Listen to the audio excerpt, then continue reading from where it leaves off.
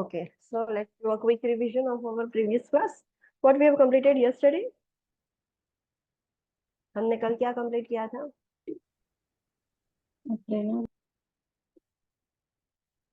Sorry, adrenal gland problem. Okay, adrenal gland problems. कौन से problems देखे थे?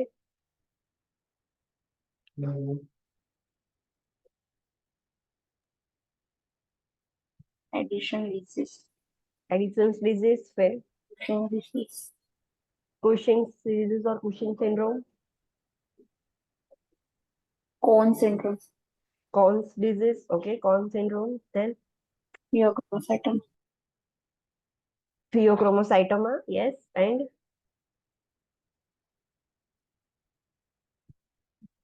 लास्ट में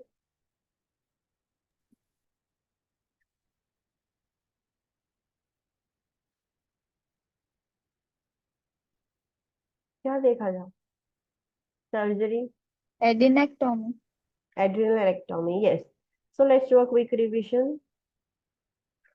एड्रिनल ग्लैंड प्रॉब्लम्स हमने देखे थे। फर्स्ट हमने देखा एड्रिनल कॉर्टेक्स इनसफिशिएंसी और it is called as Addison's disease. उसमें होगा क्या?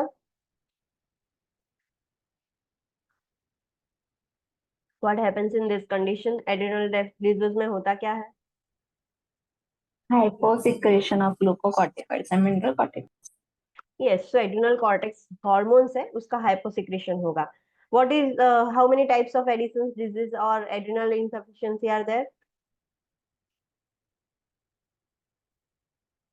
टाइप्स कितने हैं उसके?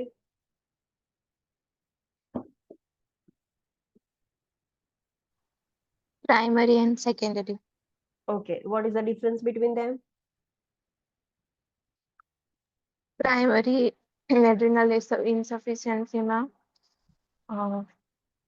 adrenal cortex hormone છે glucocorticoids એ decrease હશે, Okay, less amount માં secrete થશે.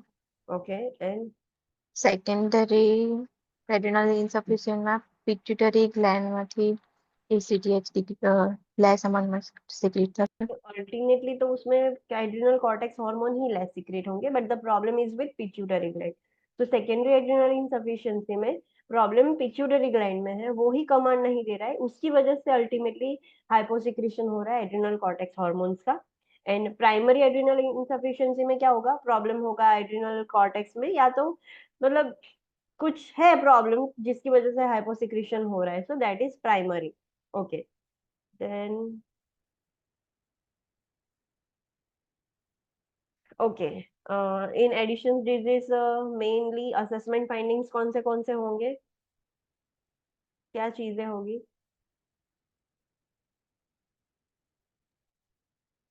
Sign and symptoms, assessment finding. किसी पर्सन को एडिशन डिजीज है तो साइन एंड सिम्टम्स क्या दिखेंगे? Hyponatremia, hyperkalemia, okay, then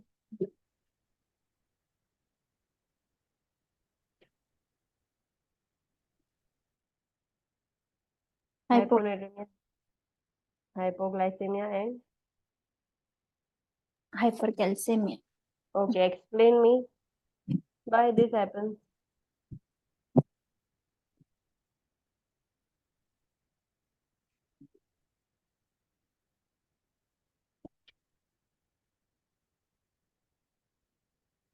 explain, give the rationale, क्यों होता है? ऐसे ही आपने याद रख लिया एडिशन डिजीज में हाइपोनेट्रेमिया, हाइपरकैलेमिया, हाइपोग्लाइसेमिया, हाइपरकैल्सेमिया याद रख लेना है, कुछ भी हो जाए रट्टा मार लिया। મિનરલ કોર્ટિકોઇડ સોડિયમ રિટેન કરે છે અને પોટેશિયમ એક્સક્રીટ કરે છે, તો એનું હાઇપોસિક્રેશન થશે તો નેટ્રેમિયા હાઇપરનેટ્રેમિયા થશે અને હાઇપોકેલેમિયા થશે. No, here it is hyponatraemia, not hypernatraemia. Sorry, secretion ઓછું થશે એટલે સોડિયમ એક્સક્રીટ આઉટ થશે અને પોટેશિયમ રહેશે. हाँ, सो ऑपोजिट इफेक्ट होगी, रिटेंशन के बजाय एक्सक्रीशन होगा, एक्सक्रीशन के बजाय रिटेंशन होगा. What about hypoglycemia and हाइपरकैल्सेमिया?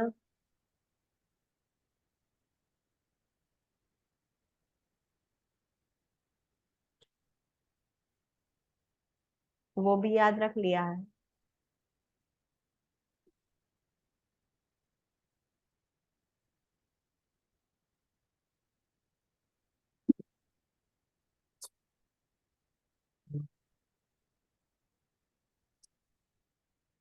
बोलो।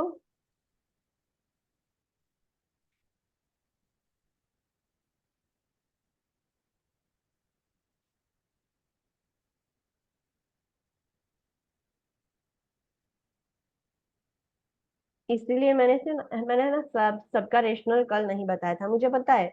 मैं आपको रेशनल बता देती हूँ तो आप कुछ नहीं करते घर पे जाके। You do not storm your brain. आपको सब कुछ रेडीमेड मिल जाता है, तो जरूरत नहीं पड़ती दिमाग चलाने की। एग्जाम में आपको चलाना होगा, मैं नहीं आऊंगी आपके साथ। चलो बोलो। ગ્લુકોકોર્ટિકોઇડ્સ લેસ અમાઉન્ટમાં સિક્રેટ થાય છે એટલે ओके, सो उसकी वजह से क्या होगा? ગ્લુકોકોર્ટિકોઇડ થી હાઇપરગ્લાયસેમિયા થાય છે, હાઇપોસિક્રેશન થાય તો એના લીધે હાઇપોગ્લાયસેમિયા થાય। हाँ, सो ग्लूकोजीनेसिस हमने आगे भी देखा कि उसकी वजह से इंसुलिन रेजिस्टिविटी हो जाती है एंड ग्लूकोज का सिक्रेशन बढ़ जाता है। तो हाइपरग्लाइसेमिया होता है in glucocorticoids, but due to less secretion hypoglycemia होगा। इंसुलिन रेजिस्टिविटी भी नहीं हो रही है, सिक्रेशन भी कम हो रहा है, सो हाइपोग्लाइसेमिया हो जाएगा। हाइपरकैल्सेमिया,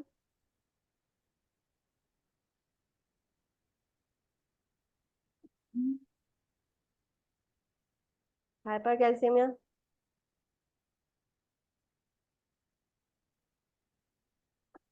क्यों हो रहा है?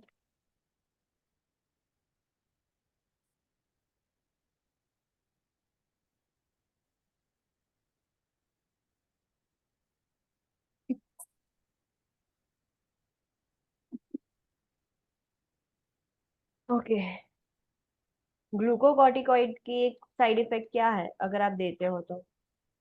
Osteoporosis. Okay, increase glucocorticoids is equals to osteoporosis.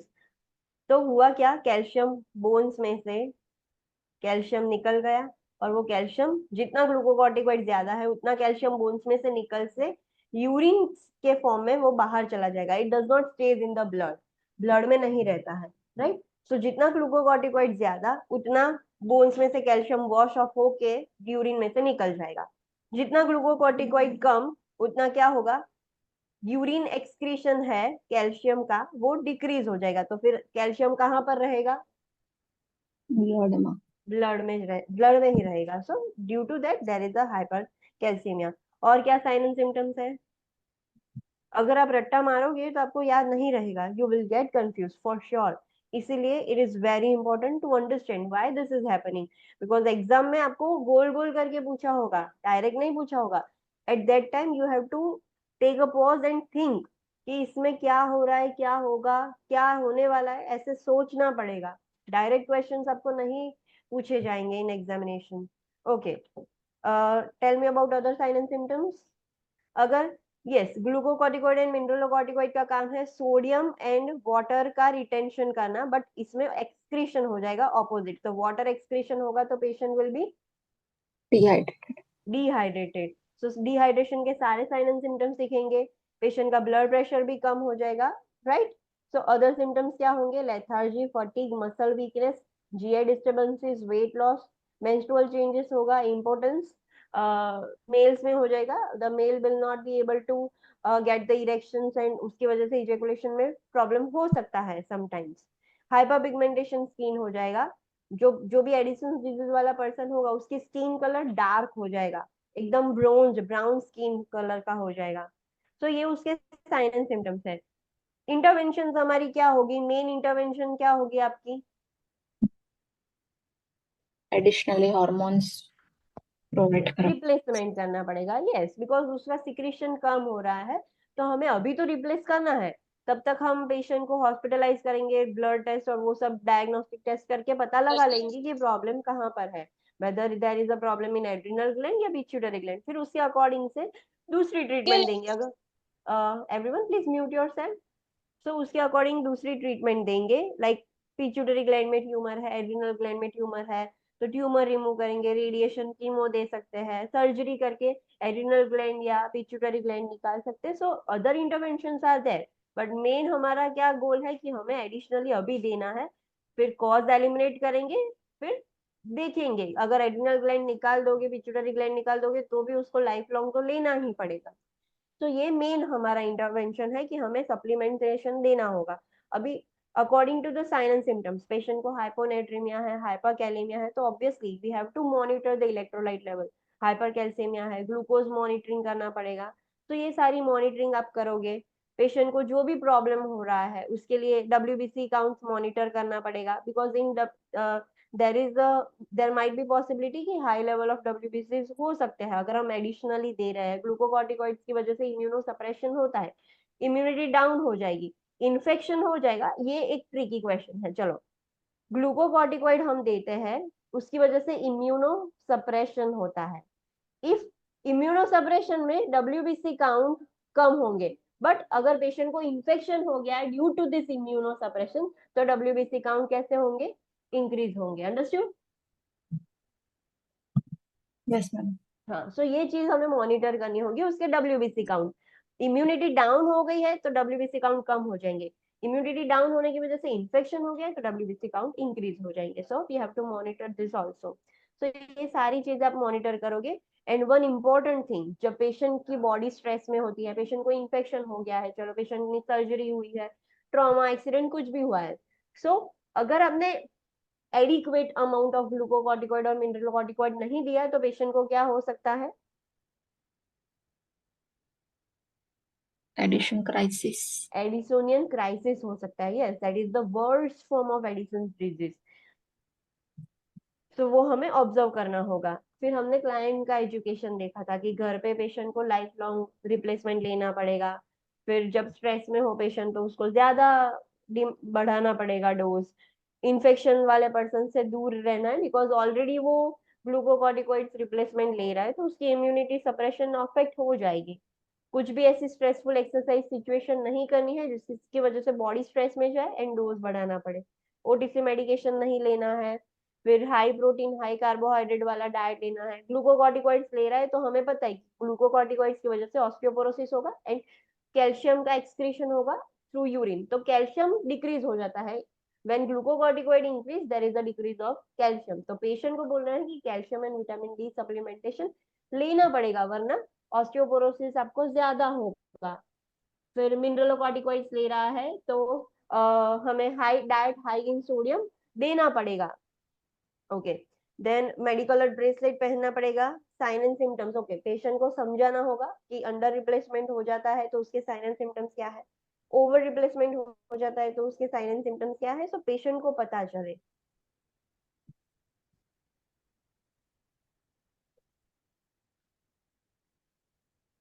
Okay, next हमने देखा Addisonian crisis. What is Addisonian crisis?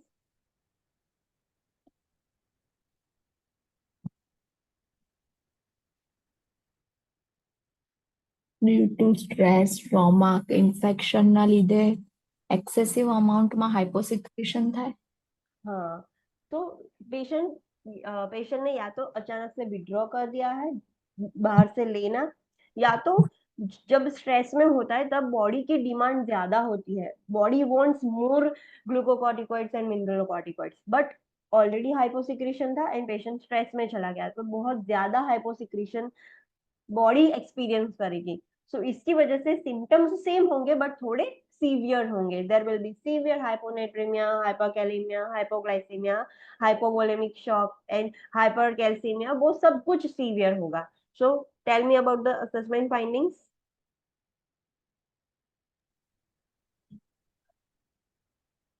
Headache થશે, ओके, हेडेक होगा सीवियर। फिर severe hypertension, okay, severe hypertension होगा।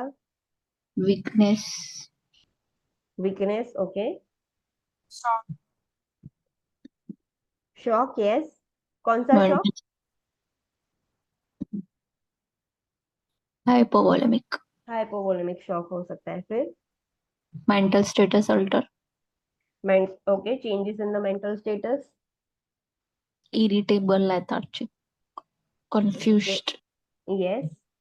सो सारे न्यूरोलॉजिकल सिम्टम्स दिखेंगे। सो इसमें हम ऐसा देख सकते हैं कि हाइपोनेट्रेमिया के जो भी सिम्टम्स है वो इसमें देखने को मिलेंगे, हाइपोकैलेमिया के देखने को मिलेंगे। सो ये सारे सिम्टम्स हमें देखने को मिलेंगे पेशेंट में, पर थोड़े ज्यादा होंगे। हमें इंटरवेंशन क्या करनी होगी इसमें? मेन इंटरवेंशन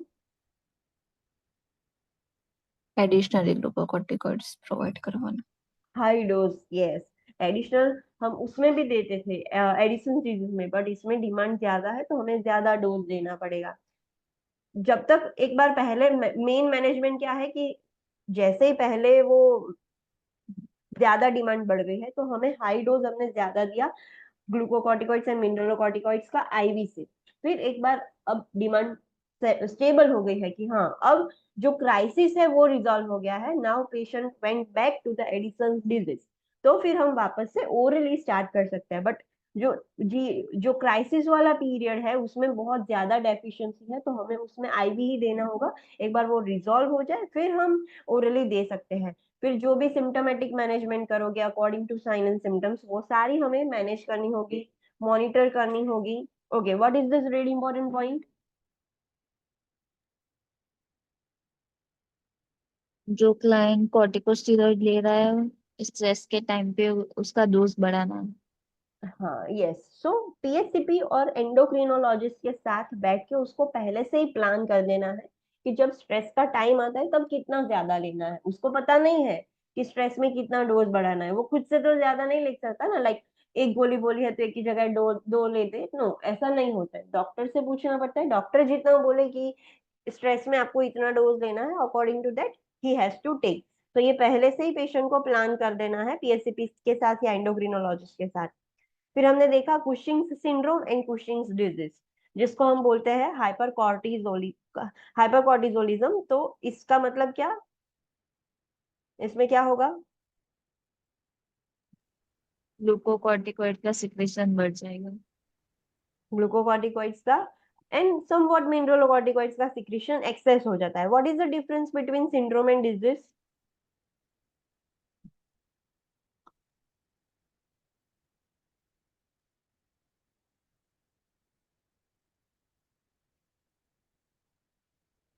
सिंड्रोम में सिम्टम्स होंगे। सिंड्रोम में ग्रुप ऑफ सिम्टम्स होंगे, right? Okay, what is the Cushing's disease? Pituitary gland में प्रॉब्लम्स। तो सिंड्रोम में एड्रिनल ग्लैंड में। Okay, yes. सिंड्रोम का मतलब होता है group of symptoms, you are correct. But इसमें मेन डिफरेंस क्या है? डिजीज में भी सिम्टम्स तो बहुत सारे देखने को मिल रहे हैं, सिंड्रोम में भी मिल रहे हैं, but the main difference is the location.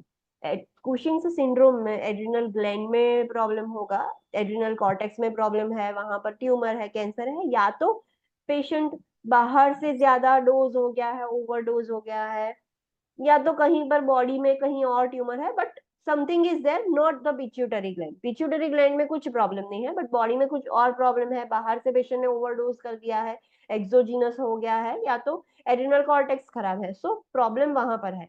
Disease में क्या होगा? डिजीज में प्रॉब्लम पिट्यूटरी ग्लैंड में है। पिट्यूटरी ग्लैंड में ट्यूमर हो गई है या पिट्यूटरी ग्लैंड में ट्रॉमा की वजह से कुछ खराब हो गया है। सो जब पिट्यूटरी ग्लैंड इन्वॉल्व होगा तब हम उसको बोलेंगे कुशिंग्स डिजीज। उसके सिवाय कोई भी है, एड्रिनल ग्लैंड है, बॉडी में कहीं पर भी ट्यूमर है जो एसीटीएच सिक्रीट कर रही है, बहुत सारी ऐसी ट्यूमर्स होती है, लाइक लंग्स की, पैंक्रियास की, जीआई की, तो वो उसकी वजह से एड्रिनल ग्लैंड को ऑर्डर्स मिल रहे हैं, वो सिक्रीट कर रहा है। तो this is called as Cushing syndrome. उसके साइन एंड सिम्टम्स क्या होंगे? असेसमेंट फाइंडिंग्स,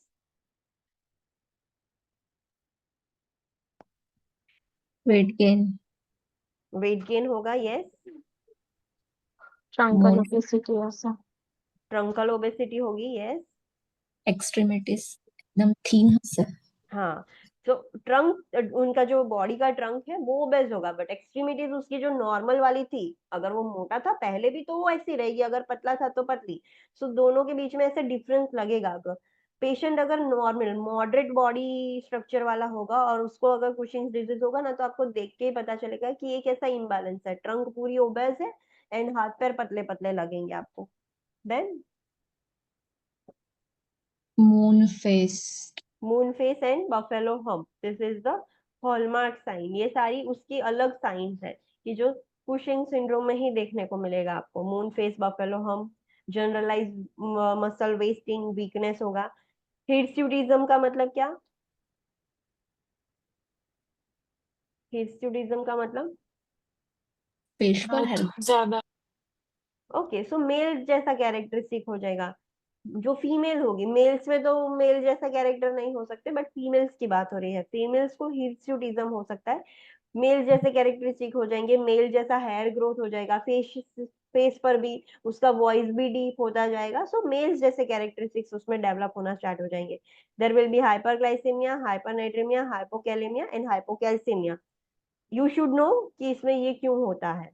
देन हाइपरटेंशन होगा, यस, सोडियम एंड वाटर दोनों रिटेंशन हो रहा है तो फ्लूइड वॉल्यूम बढ़ जाएगा।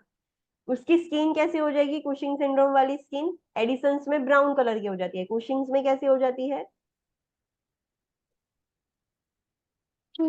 फ्रेजाइल स्किन असं इजी ब्रूसिंग थे सर।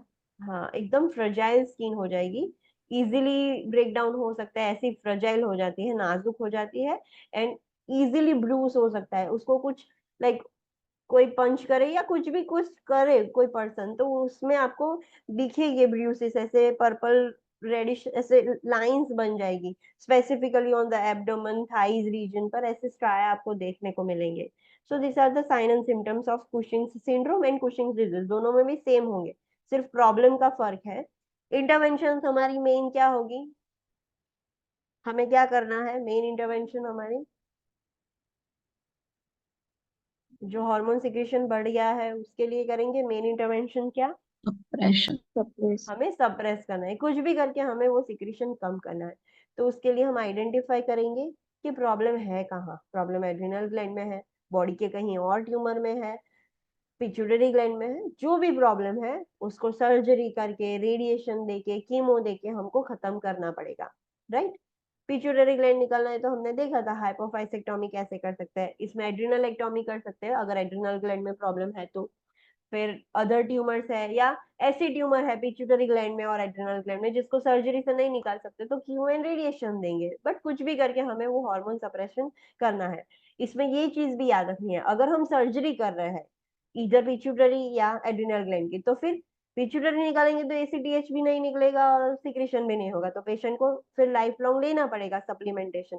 एड्रिनल ग्लैंड निकाल रहे हैं तो इसमें भी सप्लीमेंटेशन, अगर सर्जरी करके पूरा ग्लैंड ही निकाल रहे हैं तो फिर सप्लीमेंटेशन उसको लेना पड़ता है। दोनों साइड के निकाल देते हैं तो, एक साइड का निकालते हैं तो पहले थोड़े टाइम के लिए हम देंगे जब तक कि दूसरा कंपेंसेट नहीं कर लेता, तो ये चीज आपको याद रखनी पड़ेगी। फिर सिम्टोमेटिक मैनेजमेंट करेंगे, हाइपरटेंशन है तो उसके लिए hypernatraemia, then fluid volume overload के साइन एंड सिम्टम्स होंगे बिकॉज सोडियम एंड वाटर दोनों रिटेन होता है। हाइपोकैलेमिया होगा तो उसके भी साइन एंड सिम्टम्स मॉनिटर करोगे, डब्ल्यूबीसी, ये सारी चीज आप मॉनिटर करोगे। आपको कुछ प्रॉब्लम लगता है तो पीएससीपी को रिपोर्ट करोगे, और ये सारी चीजें हम ध्यान रखेंगे। ओके, कुशिंग सिंड्रोम में एक चीज भी कॉमन है जिसके लिए आपको पेशेंट को मॉनिटर करते रहना पड़ेगा, what is that? Thrombus formation. Thrombus formation. Cushing syndrome की वजह से प्लेटलेट एग्रीगेशन हो सकता है। सो जो भी पेशेंट कुशिंग सिंड्रोम से सफर कर रहा है उसको थ्रोम्बस फॉर्मेशन होगा due to aggregation of platelet. So कभी भी उसको थ्रोम्बोएम्बोलाई का रिस्क है या डीवीटी थ्रोम्बस फॉर्मेशन का रिस्क है, सो वो आपको मॉनिटर करना पड़ेगा। Okay, then what is this ready important point?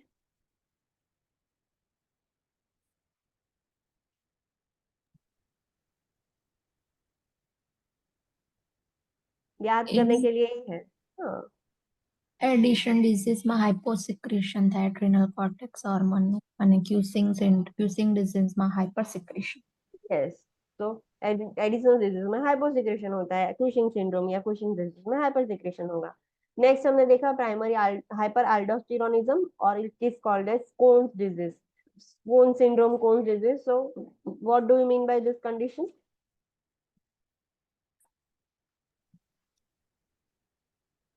Hyper secretion of mineral corticoids only. Mineralocorticoids hypersecretion होते हैं।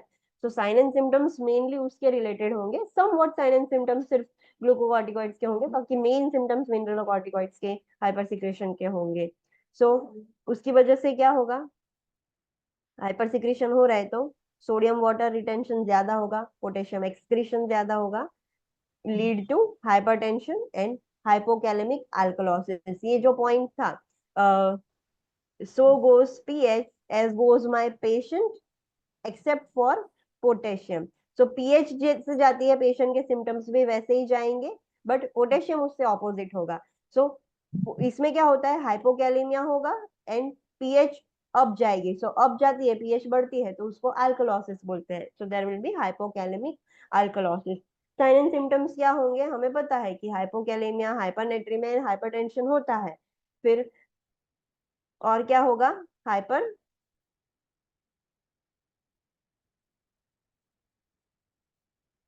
हाइपरग्लाइसेमिया होगा इसमें। કોર્ટિકોઇડ્સ ના લીધે થશે हाँ, पॉसिबिलिटी है, बिकॉज मेनली तो मिनरलोकॉर्टिकॉइड्स इंक्रीज हो रहे हैं, बट ग्लूकोकॉर्टिकॉइड्स के कुछ साइन एंड सिम्टम्स दिख सकते हैं। सो ये जो भी इलेक्ट्रोलाइट्स इम्बैलेंस हो रहा है उसके रिलेटेड साइन एंड सिम्टम्स हमें दिखेंगे। फ्लूइड वॉल्यूम ओवरलोड होगा ड्यू टू वाटर रिटेंशन, तो हाइपरटेंशन हो रहा है। अदर फ्लूइड रिटेंशन के भी हमें साइन एंड सिम्टम्स देखने को मिल सकते हैं पेशेंट में। सो सब कुछ सोचना है आपको, पेशेंट के अंदर डेटा देखना है कि डेटा में क्या क्या बोला है, क्या हो रहा है, उसके according sign and symptoms you have to think कि ऐसा कैसा हो सकता है। हेडेक, फटीग, मसल वीकनेस होगा, कार्डियक डिसरिथमियास होगा। आगे भी कंडीशन में होता है, हाइपर या हाइपोकैलेमिया होगा तो कार्डियक डिसरिथमियास होगा ही। ओके, पैरेस्थेशिया टिटेनी हो सकती है, क्यों पैरेस्थेशिया टिटेनी क्यों होगा?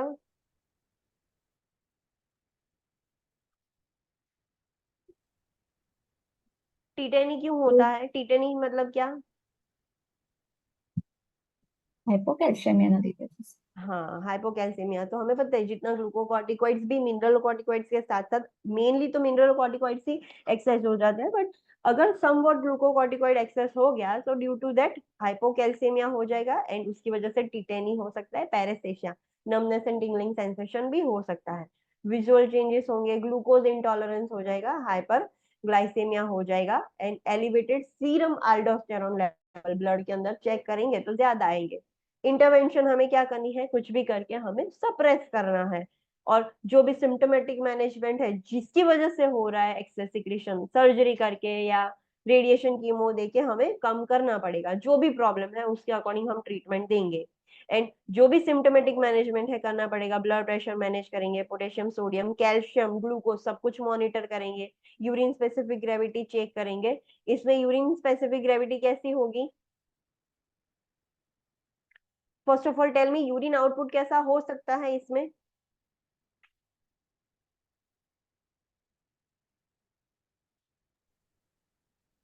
વોટર રિટર્ન થાય છે તો યુરિન એક્સક્રિએશન ડિક્રીઝ થશે yes, so there will be oliguria। so urine specific gravity कैसी होगी? હાઈ હશે yes, हाई होगी। so आपको ऐसे सोचना पड़ेगा, ऐसे समझना पड़ेगा कि ये प्रॉब्लम है तो ये हो सकता है, तो देयर माइट बी पॉसिबिलिटी कि ऐसा कुछ होगा। फिर हाइपरकैलेमिया के लिए देखेंगे, बिकॉज हमने पेशेंट को हाइपोकैलेमिया हो रहा है, उसको ट्रीट करने के लिए हम बाहर से पोटेशियम देंगे, फिर ऐसे डायूरेटिक्स देंगे, बिकॉज हमें जो फ्लूइड रिटेन हुआ था वो भी निकालना है, बट ऐसे नहीं निकलना है कि सोडियम और ज्यादा निकल जाए। तो हम कैसे डायूरेटिक्स देंगे उसको,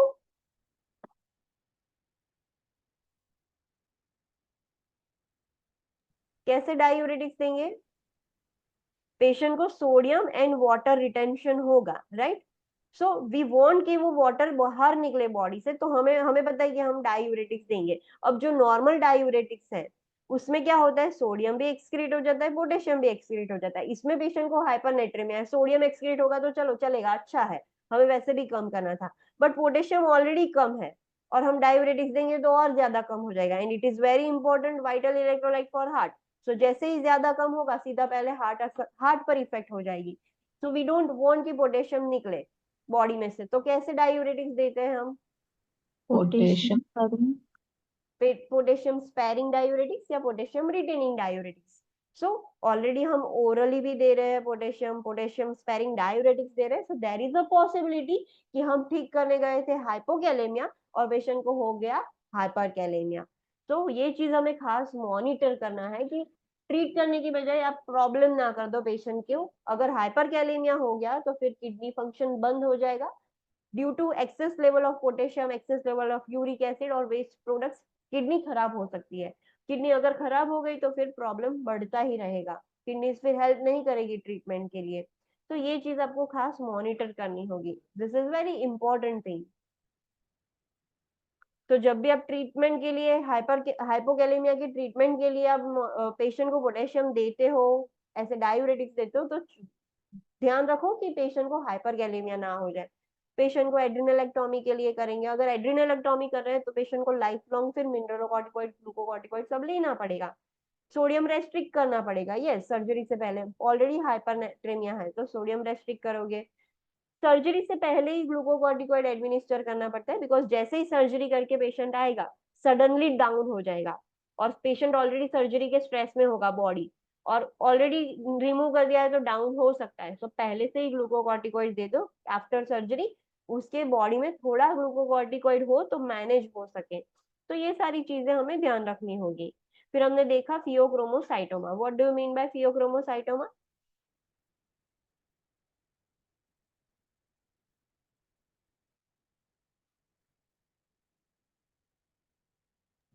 एड्रिनल मेडुला में प्रॉब्लम। ओके, एड्रिनल मेडुला में प्रॉब्लम है। क्या प्रॉब्लम है मेनली, एग्जैक्टली होता क्या है?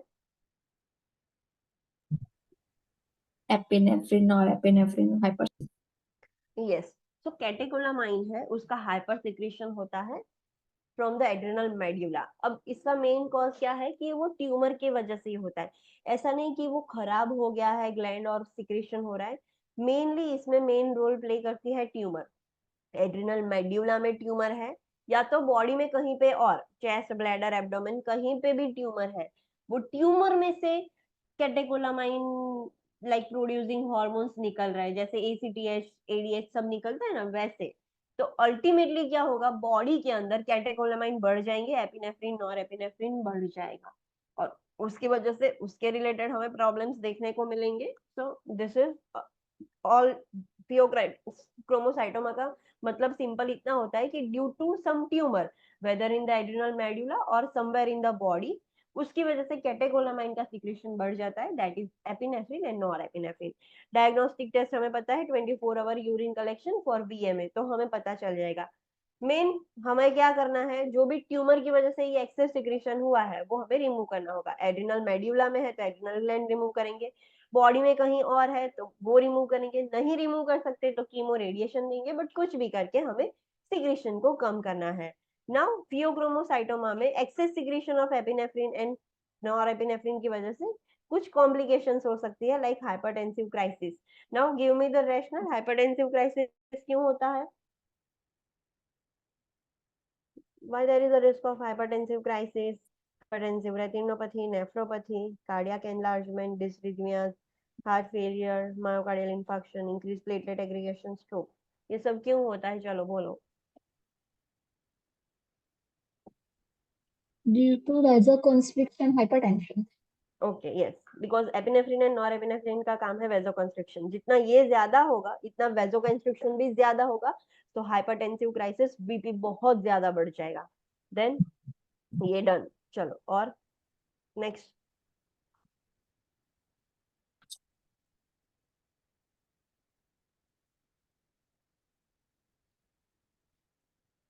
चलो नेक्स्ट। વેઝોકન્સ્ટ્રિક્શન ના લીધે આઈની વેસલ્સ પણ ડેમેજ થઈ શકે, કિડની વેસલ્સ પણ ડેમેજ થઈ શકે। हाँ, ब्लड प्रेशर, इतना याद रखना है कि अगर ब्लड प्रेशर ज्यादा होगा तो भी ऑर्गन्स को अच्छे से ब्लड सप्लाई नहीं मिलेगा, बिकॉज प्रेशर की वजह से वो एंडोथेलियल लाइनिंग डैमेज हो सकती है एंड उसकी वेसल्स डैमेज हो जाएगी, तो ऑर्गन को ब्लड सप्लाई अच्छे से नहीं मिलेगा। तो ये सबसे कॉमन है।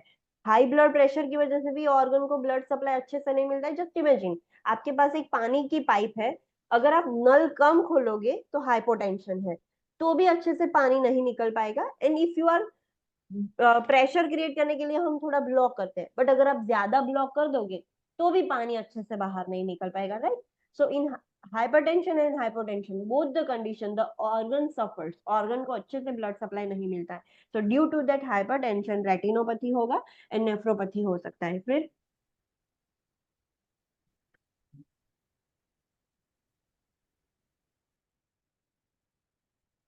और उस दूसरे rationals,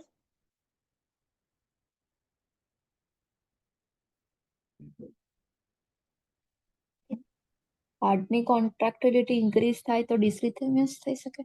okay, epinephrine nor epinephrine contractions भी इंक्रीज करता है, so there will be dysrhythmias and cardiac enlargement क्यों होगा?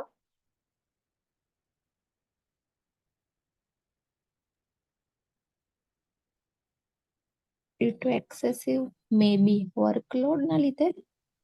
वर्कलोड कैसे बढ़ रहा है? Forcefully blood flow.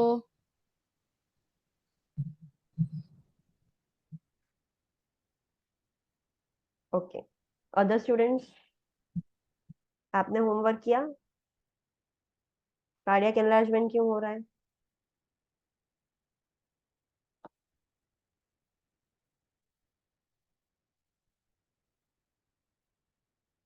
Not due to, इसका आंसर हमने पहले भी मतलब आगे के पॉइंट में डिस्कस किया है, उसमें से आपको हिंट मिल जाएगा। Try to think why there is the cardiac enlargement. हमारी बॉडी कैसे कंपेंसेट करती है, कैसे वो रिस्पॉन्ड करती है, उसमें आंसर है।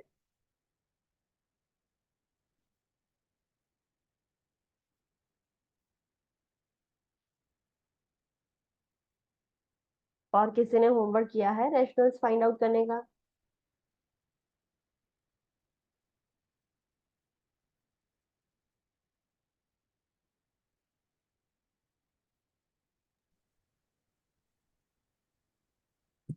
ओके, सो हमें पता है कि due to high blood pressure vessels damage हो जाती है एंड ऑर्गन को ब्लड सप्लाई कैसा मिलेगा? टिश्यू परफ्यूजन लो થશે. हाँ, सो ऑर्गन्स को तो ऐसा ही लग रहा है ना कि ब्लड है नहीं, तो they are giving orders, we want extra blood, तो उसके लिए हार्ट को एक्स्ट्रा काम करना पड़ेगा, right? This is why the Yes. Workload increases, because hypertension की वजह से टिश्यू परफ्यूजन अच्छे से नहीं हो रहा है, तो हार्ट को एक्स्ट्रा काम करना पड़ रहा है। Already norepinephrine and epinephrine contractility भी बढ़ा रहा है, तो हार्ट की कैपेसिटी होती है, तो वर्कलोड बढ़ गया, कॉन्ट्रैक्टिलिटी बढ़ गई, तो उसकी वजह से कार्डियक एनलार्जमेंट हो जाता है and due to that there is a heart failure. फिर कार्डियक एनलार्जमेंट हो जाएगा तो हार्ट फेलियर हो जाएगा, उसका एक पॉइंट आ जाएगा, फिर वो काम नहीं कर पाएगा। Now tell me, myocardial infarction and platelet aggregation क्यों होते हैं? दोनों के आंसर रेशनल सेम है, बिकॉज हमें पता है कि एमआई क्यों होता है, due to blockage of coronary artery, and platelet aggregation में भी ब्लॉकेज होगा, तो दोनों का रेशनल सेम है। इसका भी सिमिलर ही हो जाएगा, स्ट्रोक में भी। ટિશ્યુ નેક્રોસ થઈ જશે. ओके, मायोकार्डियल इंफेक्शन में टिश्यू नेक्रोस हो जाता है due to blockage of coronary artery, पर ब्लॉकेज क्यों हुआ? પ્લેટલેટ એગ્રીગેશન થશે ત્યાં. क्यों हुआ platelet aggregation? Endothelium may be layer ને ડેમેજ થશે તો inflammatory reaction. Correct, yes. So due to hypertension ये एंडोथेलियल लेयर डैमेज हो रहा है, कहीं पे भी बॉडी में डैमेज होगा, सो इन्फ्लेमेटरी रिएक्शन स्टार्ट हो जाएगा, प्लेटलेट आ जाएगी ठीक करने के लिए, सो ड्यू टू दैट वहां पर प्लेटलेट एग्रीगेशन हो जाएगा एंड ब्लॉकेज हो जाएगा।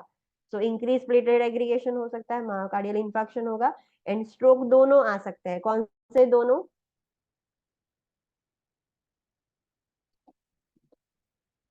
Blood clot. एंड वो जो एग्रीगेशन हो रहा है प्लेटलेट का, पॉसिबिलिटी है कि ब्रेन की जो वेसल्स है वहां पर भी आर्टरी में क्लॉटिंग हो, ऐसे क्लॉट फॉर्मेशन हो सकता है due to platelet aggregation. So patient को इस्केमिक स्ट्रोक भी आ सकता है and due to hypertension haemorrhagic shock, तो ड्यू टू हाइपरटेंशन हेमरेजिक शोक भी, स्ट्रोक भी आ सकता है पेशेंट को। So this are the rationales, ये रेशनल्स याद रखने, आप याद रखोगे कि ऐसा होता है, तो जब भी क्वेश्चन रीड करोगे आपको दिमाग में इजीली स्ट्राइक हो जाएगा कि हाँ इसकी वजह से ये हो रहा है, तो ट्रीटमेंट आप उसके अकॉर्डिंग सिलेक्ट करोगे। Death can occur from shock, which shock?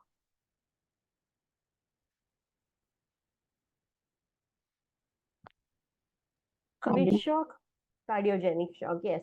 Renal failure से भी डेथ हो सकती है। अगर किडनीज का टिश्यू परफ्यूजन अच्छे से नहीं हुआ, हाइपरटेंसिव नेफ्रोपैथी हो गया है, तो किडनी डैमेज हो जाएगी, किडनी फेल हो जाएगी, तो भी डेथ हो सकती है। डिस्रिथमियास की वजह से भी डेथ हो सकती है। Dissecting aortic aneurysm, new students will tell me what is aneurysm.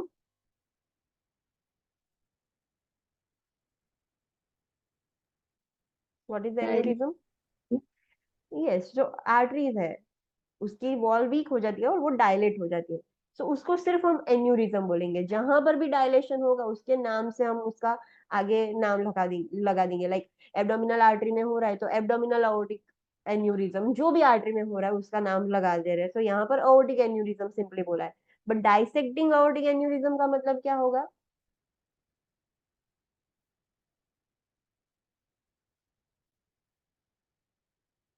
आगे डाइसेक्टिंग वर्ड ऐड करने से क्या हो जाएगा? रप्चर है जैसा। रप्चर हो गई है, डाइसेक्ट हो गई है। So now this is a problem, because artery में प्रेशर से ब्लड फ्लो होता है, पेशेंट को ब्लड लॉस हो जाएगा और उसकी वजह से भी डेथ हो सकती है। हाइपोवोलेमिक शॉक में जा सकता है patient due to dissecting aortic aneurysm, तो भी पेशेंट मर सकता है। सो ये सारे रीजन है पेशेंट की डेथ होने के। साइन एंड सिम्टम्स क्या होंगे? चलो बोलो, list it out. Hypertension. Hypertension कैसा होगा? सस्टेन्ड हाइपरटेंशन मतलब कंटिन्यूअस होगा, या तो paroxysmal. What is this? Increase કે ડિક્રીઝ થયા કરશે, यस, फ्लक्चुएट होता रहेगा। અચાનક ઇન્ક્રીઝ થઈ જાય અચાનક ડિક્રીઝ થઈ જાય. हाँ, सो एक सस्टेन्ड मैनर में ज्यादा ही नहीं आ रहा है बट फ्लक्चुएट होता रह रहा है, तो उसको हम पैरोक्सिस्मल हाइपरटेंशन बोलेंगे। सीवियर हेडेक होगा, पाल्पिटेशन होगा, ज्यादा प्रोफ्यूज डायफोरोसिस होगा, पेशेंट फ्लशिंग एक्सपीरियंस करेगा, एक ऐसा लगेगा कि एक जगह पर ब्लड फ्लो ज्यादा हो गया है। पेशेंट को चेस्ट पेन होगा, एब्डोमेन में पेन होगा, नोजिया वॉमिटिंग होगा, हीट इंटॉलरेंस, पेशेंट गर्मी सहन नहीं कर पाएगा, वेट लॉस होगा, ट्रेमर्स होगा एंड हाइपरग्लाइसीमिया होगा। तो these are the sign and symptoms. Okay. Intervention हमने देखे कि जब भी लाइक पेशेंट है, इसमें हाइपरटेंसिव क्राइसिस, नॉरएपिनेफ्रिन एपिनेफ्रिन की वजह से हाइपरटेंसिव क्राइसिस हो सकता है। तो हमें पता चल जाना चाहिए कि हाइपरटेंसिव हो रहा है, क्राइसिस हो रहा है, तो उसके साइन एंड सिम्टम्स क्या है। हम ये सब देखेंगे कार्डियोवैस्कुलर में, बट ये आपको क्वेश्चन ऐसे दिया गया है जिसमें नर्स ने ये सारे क्लूज पढ़कर नर्स को पता चल गया कि patient is experiencing hypertensive crisis. तो जैसे ही पेशेंट को हाइपरटेंसिव क्राइसिस होता है, हमें पेशेंट को सेमी फाउलर्स पोजिशन देनी है, देन पीएससीबी को नोटिफाई करेंगे, ऑक्सीजन देंगे, आईवी फ्लूइड। ओके, इसका रैशनल मुझे बोलो। We have to give IV fluid, but we have to be very careful because already patient hypertensive crisis में है। आईवी फ्लूइड देंगे तो फर्दर इंक्रीज हो जाएगा ब्लड प्रेशर, तो फिर हम आईवी फ्लूइड क्यों दे रहे हैं? Why we are giving IV fluids?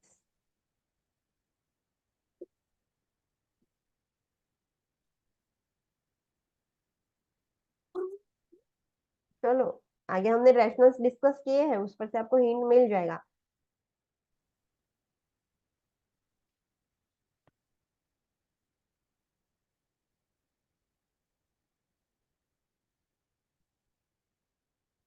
उसका मतलब आपने ढूंढा नहीं है घर पे रैशनल? अब से मैं ऐसा ही करूंगी, मैं आपको रैशनल पहले नहीं बताऊंगी, you have to find it out. तो आपका दिमाग थोड़ा काम करना स्टार्ट करे। अब आपको रेडीमेड कुछ नहीं मिलेगा, यू हैव टू वर्क। चलो बोलो। ટીશ્યુ પરફ્યુઝન ડિક્રીઝ થશે તો પ્રિવેન્ટ ટીશ્યુ પરફ્યુઝન્સ આઈવી ફ્લુઇડ એડિશનલી આપણે આપવા પડે પ્લસ यस यस, सो हमें पता है due to high blood pressure tissue perfusion अच्छे से नहीं हो रहा है, एंड वी डोंट वांट कि ऑर्गन्स को टिश्यू परफ्यूजन ना जाए एंड वो ब्रेन को सिग्नल्स दे और ज्यादा हाइपरटेंशन हो। तो हम पहले से ही आईवी फ्लूइड स्टार्ट कर रहे हैं, बट उसका रेट बहुत स्लो रखना पड़ेगा। We can not give the fluid at fast rate because already fluid overload होगा तो फिर ज्यादा बीपी तो इंक्रीज होने वाला ही है ना। तो हमें बहुत स्लोली आईवी फ्लूइड स्टार्ट करना है। दूसरा एक रीजन आईवी फ्लूइड का स्टार्ट करने का क्या है कि आईवी फ्लूइड स्टार्ट करके रखोगे तो एटलीस्ट जो हम मेडिसिन देने वाले हैं तो वो आईवी फ्लूइड के साथ साथ बॉडी में सब जगह पर डिस्ट्रीब्यूट हो सकेगी and we can give the IV medications of anti hypertensives. Orally तो इसमें अभी काम ही नहीं करेगी because patient is experiencing hypertensive crisis. Orally तो दोगे तो कब इफेक्ट करेगी। So we want to give the IV medications and we want the quick distribution. So आप आईवी फ्लूइड के साथ दोगे तो एटलीस्ट थोड़ा ज्यादा क्विक डिस्ट्रीब्यूशन होगा एंड टिश्यू परफ्यूजन मेंटेन होगा। सो बंद नहीं हो जाएगा, हम ब्लड वेसल्स को ओपन रख रहे हैं in short. So that is why we have to give IV fluids. But main चीज याद रखनी है कि गलती से भी आपने फ्लूइड का फ्लो रेट ज्यादा रख लिया तो फिर पेशेंट को ज्यादा hyper blood pressure hypertensive crisis already है और उसमें भी आप वर्स करके दे रहे हो पेशेंट को। सो वो चीज आपको ध्यान रखनी है, ओवरलोड नहीं हो जाना चाहिए। ओके, एंटी हाइपरटेंसिव देंगे and we have to monitor कि हमने जो मेडिसिन दी है उसकी असर हो रही है कि नहीं, रिस्पॉन्ड कर रहा है कि नहीं पेशेंट, वो देखना है। या तो बढ़ तो नहीं गया, कॉम्प्लिकेशन तो नहीं हो गई है, वो हमें देखना है। एंड मेन चीज हमें पता है कि ये due to excess secretion of excess secretion of catecholamines की वजह से हो रहा है। तो हमारी इंटरवेंशंस भी उसके रिलेटेड ही होगी कि जहां से भी सिक्रीशन हो रहा है उसको कम करें। साथ साथ में सिम्टोमेटिक मैनेजमेंट करनी है हमें। उसके कॉम्प्लिकेशंस बताए कि due to epinephrine and non epinephrine excess secretion hypertensive crisis, neuropathy, retinopathy, cardiac enlargement, heart failure, वो सब होता था। तो हम उसके लिए भी मॉनिटर करेंगे तो हमें पहले से ही पता चल जाए कि पेशेंट को ये कुछ कॉम्प्लिकेशन हो रही है। पेशेंट को बोलना है कि ऐसी कुछ भी चीज खाए पिए नहीं जिसकी वजह से लाइक ओके मैंने आपको बोला था, sorry I have already told, smoking क्यों नहीं करना है, कैफिनेटेड बेवरेजेस क्यों नहीं लेना है, पोजीशन सडनली चेंज क्यों नहीं करनी है। तो स्मोकिंग एंड कैफीन की वजह से ब्लड प्रेशर और वो सब इंक्रीज हो सकता है, इसीलिए अवॉइड करना है। पोजीशन सडनली क्यों चेंज नहीं करनी है, चलो उसका मैंने नहीं बताया, बोलो। Why patient cannot change the position suddenly? Position suddenly change करने से क्या होगा? What happens when the patient changes the position suddenly?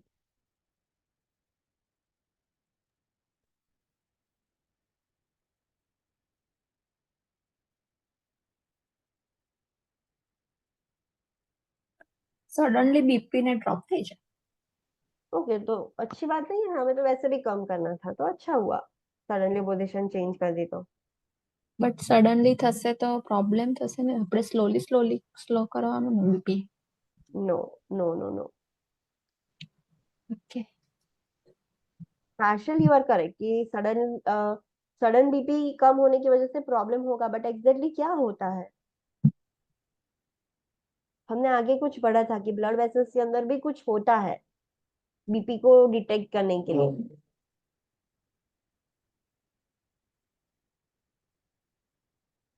What was that?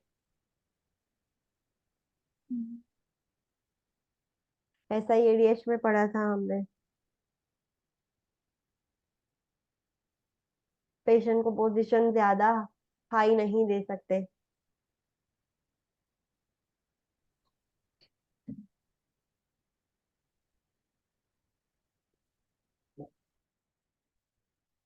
Regulate blood pressure માટે બોડી સ્ટ્રગલ કરે આપણે ચેન્જ પોઝિશન કરતા રહીએ તો. मुझे सेटिस्फेक्शन नहीं मिल रहा है आंसर का, थोड़ा अच्छे से बताओ, थोड़ा डिटेल में एग्जैक्टली क्या होता है due to sudden changes in the position. Okay, I understand कि हाइपोटेंशन होगा, ब्लड प्रेशर कम होगा, बट दैट इज गुड ना, हमें तो करना ही है, तो क्यों अवॉइड करना है? सडन वीनस रिटर्न हो सडन वीनस रिटर्न इंक्रीज हो जाएगा या कम हो जाएगा वीनस रिटर्न? इंक्रीज हो जाएगा. ओके, वीनस रिटर्न इंक्रीज हुआ, okay that is good, but फिर भी क्यों अवॉइड करना है? સડન હાઇપરટેન્શન થશે તો મે બી બ્રેનને બ્લડ સપ્લાય પ્રોપર નહીં મળે.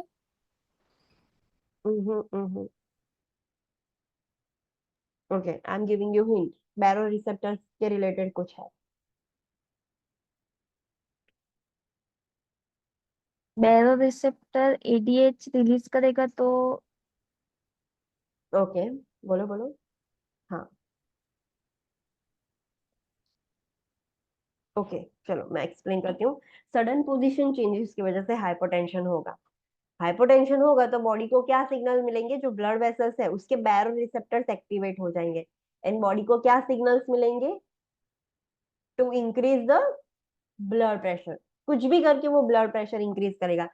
सिर्फ एडीएच सिक्रीशन से नहीं होता है, पूरी जो रास सिस्टम है ना वो सारी एक्टिवेट हो जाएगी to increase the blood pressure due to that activation of baro receptors.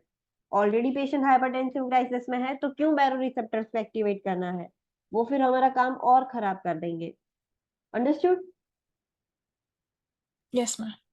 हाँ, so that is the rational. Sudden position changes की वजह से टेम्पररी पीरियड के लिए हाइपोटेंशन होगा, but baroreceptors don't understand कि ये टेम्पररी था।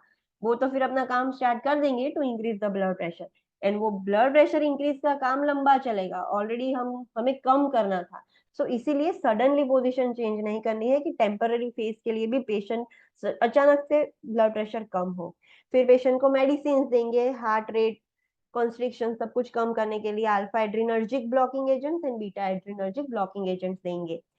ये चीज ध्यान रखनी है कि दोनों करते हैं स्टार्ट, बट पहले 7 से 10 दिन पहले हम अल्फा एड्रिनर्जिक ब्लॉकिंग एजेंट्स देंगे या तो अल्फा एंटागोनिस्ट देंगे, एंड फिर 7 से 10 दिन बाद बीटा एंटागोनिस्ट देंगे। तो ये चीज मेडिकेशन इंटरवेंशन की जा सकती है। फिर हमने देखा था एड्रिनलेक्टोमी, मतलब okay what is this red important point?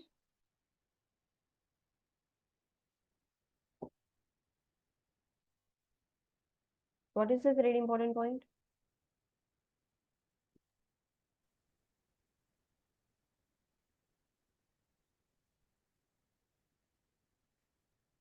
In ફિયોક્રોમોસાઇટોમાં સ્ટિમ્યુલેશન અવોઇડ કરવાના કે જેના લીધે હાઇપરટેન્શન ક્રાઇસિસ ઇન્ક્રીઝ થઈ શકે. हाँ, सो एग्जांपल दिए हैं दो, what are they? Abdominal pressure increase નહીં કરવા. हाँ, एब्डोमिनल पाल्पेशन नहीं करेंगे, या तो एब्डोमिनल प्रेशर इंक्रीज हो, ऐसी कुछ नहीं चीज करनी है कि जिसकी वजह से हाइपरटेंशन बढ़ सकता है, हाइपरटेंसिव क्राइसिस हो सकता है। हमने एड्रेनलेक्टोमी देखा, रिमूवल ऑफ एड्रिनल ग्लैंड, उसको हम बोलेंगे एड्रेनलेक्टोमी। उसमें थोड़े टिप्स देखे कि बाइलेटरल भी होता है, यूनिलेटरल भी होगा। बाइलेटरल में लाइफ टाइम उसको रिप्लेसमेंट लेना होगा, यूनिलेटरल में इनिशियली उसको 2 साल तक टेम्पररी रिप्लेसमेंट लेना पड़ता है, जब तक कि दूसरा एड्रिनल ग्लैंड टेक ओवर नहीं कर लेता फंक्शन। तो ये सारी चीज हमने ध्यान रखी थी। फिर उसके प्री ऑपरेटिव इंटरवेंशन देखे थे। कॉमन प्री ऑपरेटिव इंटरवेंशन, एक चीज ध्यान रखना है कि उसकी सर्जरी से पहले हम पेशेंट को एडवांस में ग्लूकोकॉर्टिकॉइड दे देंगे कि सर्जरी के बाद इमीडिएटली पेशेंट की बॉडी में डेफिशिएंसी ना हो जाए, वरना इमीडिएटली आफ्टर सर्जरी पेशेंट को एडिशंस हो जाएगा, एडिशंस डिजीज या तो क्राइसिस भी हो सकता है। एंड उसके फिर हमने पोस्ट ऑपरेटिव इंटरवेंशन देखे। कोई भी सर्जरी है, सर्जरी के कॉम्प्लिकेशंस के लिए मॉनिटर करना है। पैरालिटिक इलियस हो सकता है, यूरिन आउटपुट, यूरिनरी रिटेंशन होता है सर्जरी के बाद। तो ये सारी चीज आप देखोगे, अगर आपको लग रहा है कि यूरिन आउटपुट 30 ml से भी कम है, सो इमीडिएटली फिर पेशेंट पीएचसीपी को नोटिफाई करना है। अभी एड्रिनल ग्लैंड है वो बहुत ही वेस्क्यूलर ऑर्गन है, तो एक मेन कॉम्प्लिकेशन क्या हो सकती है उसमें, due to high वेस्क्युलरिटी,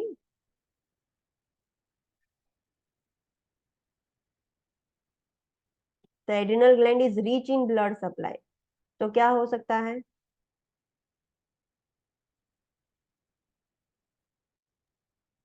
bleeding. Bleeding का रिस्क ज्यादा है। सो जो फर्स्ट 24 to 48 आवर्स है ना वो बहुत क्रूशियल है।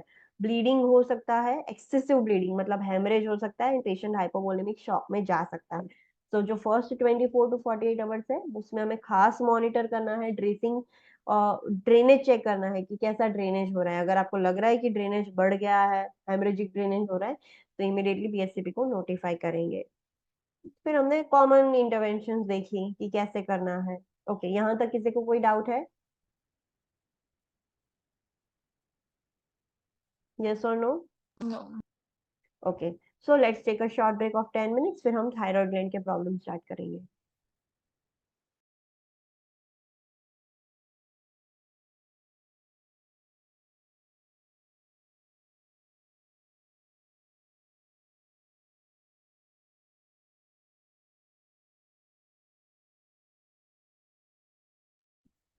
Online students, please come back from break. Should we start now? Yes ma'am. Okay, so let's start with the thyroid gland problems. उसमें first है hypothyroidism. What do you mean by hypothyroidism?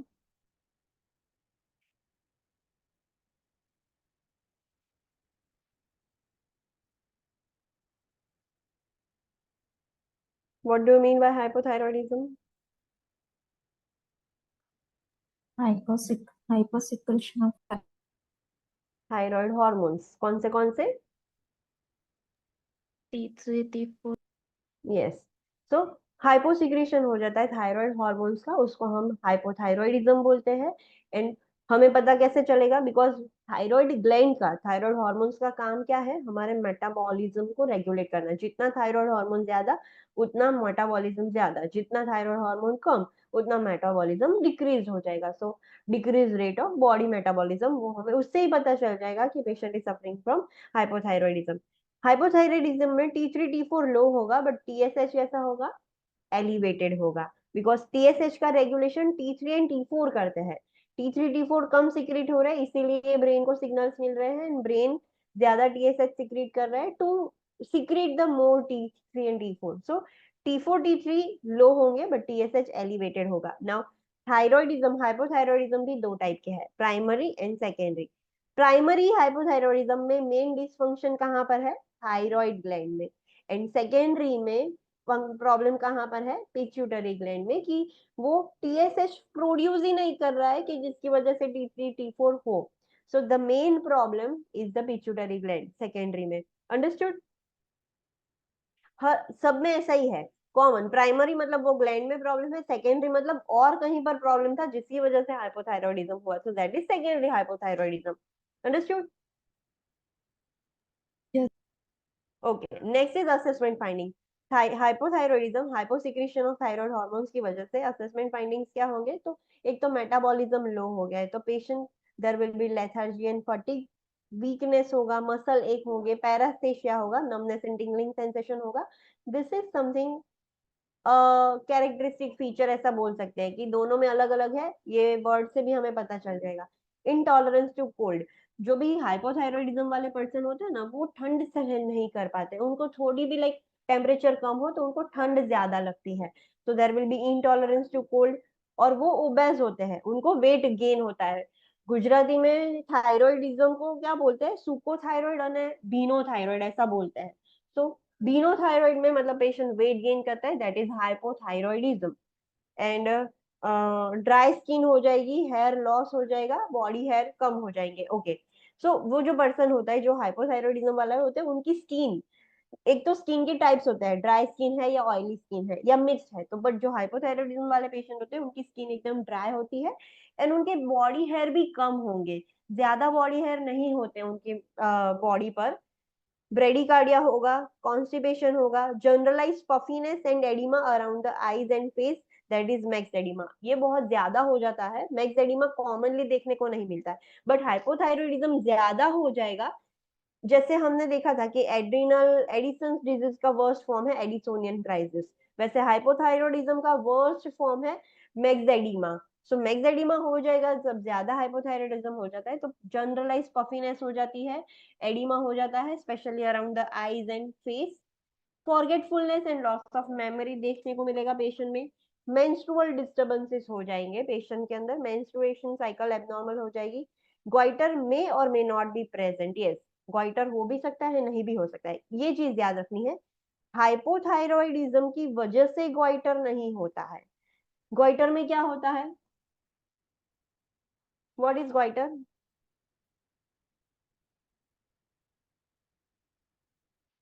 What is goitre?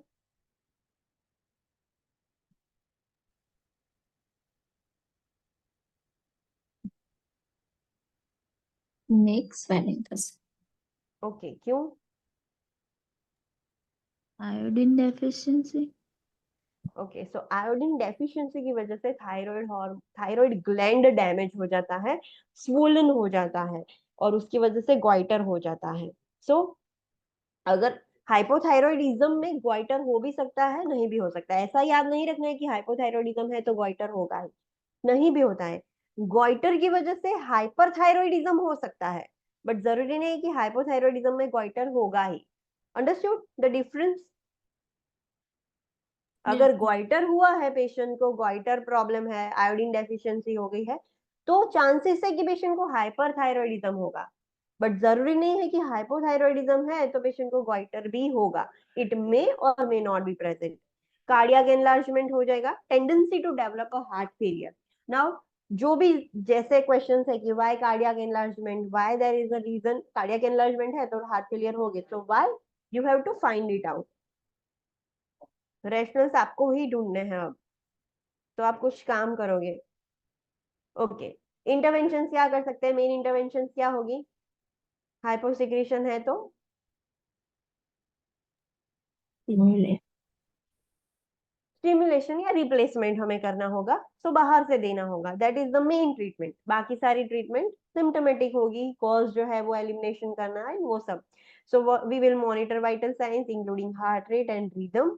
We have to administer thyroid replacement, that is levothyroxine sodium. देखा होगा ना, hypothyroidism hyperthyroidism वाले patient common हो गए हैं अब तो आपने लीवोथायरोक्सिन की टैबलेट देखी होगी, एमसीजी के फॉर्म्स में आती है, तो वो कॉमनली प्रिस्क्राइब की जाती है. इन हाइपोथायरॉयडिज्म एक ही ड्रग ऑफ चॉइस है, दैट इज लीवोथायरोक्सिन, सो वो दी जाती है.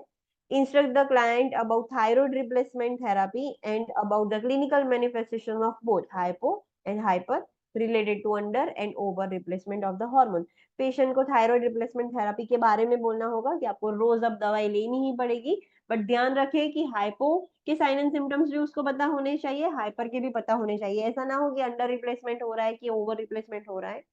Instruct the client in diet low in calories, cholesterol, saturated fat. Discuss a daily exercise program such as walking. Rational ढूंढना है इसका. Why we have to advise the patient that patient has to take a low calorie diet, low cholesterol diet, low saturated fat diet, and we have to discuss with the patient कि daily exercise program तो करे, at least walking तो daily करे. Why this? You have to find it out. Assess the client for constipation. Patient को constipation हो रहा है तो उसके लिए असेस करेंगे. प्रोवाइड रियूगे, मतलब फाइबर रिच डाइट की बात हो रही है for constipation, so we have to provide roughage and fluids to prevent the constipation. High fibre diet दोगे, हाई फ्लूइड दोगे तो कॉन्स्टिपेशन रिलीव हो जाएगा. We have to provide warm environment for the client because the client is cold intolerant, so warm environment देना है.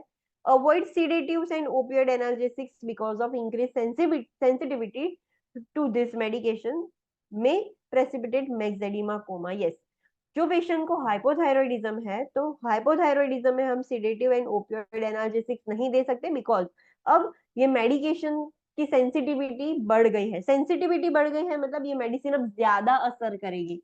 कोई patient को आप इतना डोज दे रहे हो तो भी उसकी असर ज्यादा होगी.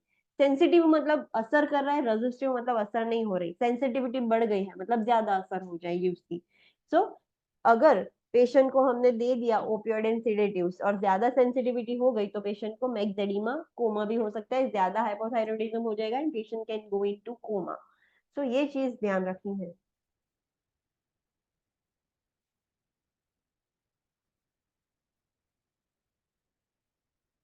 Okay, so that is all about hypothyroidism. Hypothyroidism मतलब हाइपोसिक्रेशन, उसके साइन एंड सिम्टम्स देखिए, उसकी इंटरवेंशन देखिए. Now worst form of hypothyroidism that is myxoedema coma, हमने आगे ही डिस्कस किया. So let's see its description. Box 47.10. It is a rare but serious disorder that results from persistently low thyroid production. Continuously thyroid production, hyposecretion हो रहा है, मतलब ज्यादा hyposecretion हो रहा है, तो फिर पेशेंट को हो जाएगा मैक्सेडिमा coma. Coma can be precipitated by acute illness, rapid withdrawal of thyroid medication, anesthesia, surgery, hypothermia, and use of sedatives and opioid analgesics. Yes, patient को एक्यूट इलनेस है, पेशेंट को बीमारी हो गई है कुछ, तो ज्यादा थायराइड की डिमांड हो गई. जैसे ही उसमें हमने देखा था ना कि एडिसन्स डिजीज में बीमार होता है, स्ट्रेस में होता है, तब नीड और बढ़ जाती है, पेशेंट को एडिसोनियन क्राइसिस हो जाता है. वैसे तो एक्यूट इलनेस हो गई है पेशेंट को, अचानक से पेशेंट रेगुलरली मेडिसिन ले रहा था और उसने लेना बंद कर दिया, रैपिडली विड्रॉल कर दिया, तो भी पेशेंट को मैक्सेडिमा कोमा हो सकता है. पेशेंट को हमने एनेस्थेसिया दिया है सर्जरी के लिए, तो भी हाइपोथर्मिया हो गया है पेशेंट को, because patient is already intolerant to cold, और हाइपोथर्मिया होगा तो ज्यादा फिर डेफिशिएंसी हो जाएगी थायराइड हार्मोन्स की. सिडेटिव्स दिए हैं, ओपियोइड दिए हैं, तो ये सारे रीजन की वजह से मैक्सेडिमा होगा and patient can go into the coma. So that is why it is called as myxoedema coma. Sign and symptoms क्या होंगे? सेम, बट थोड़े वर्स होंगे. So let's see. There will be hypotension, bradycardia, hypothermia. ये सब तो हमें पता है, आगे ही देखा. वाई हाइपोनेट्रीमिया, वाई हाइपोग्लाइसेमिया, ये हमें ढूंढना है. सो this is your work. Hyponatraemia होगा, हाइपोग्लाइसेमिया होगा पेशेंट को, जनरलाइज एडिमा होगा, वो हमने ऑलरेडी आगे देखा. रेस्पिरेटरी फेलियर हो सकता है and patient can go into coma. So these are the sign and symptoms of myxedema coma.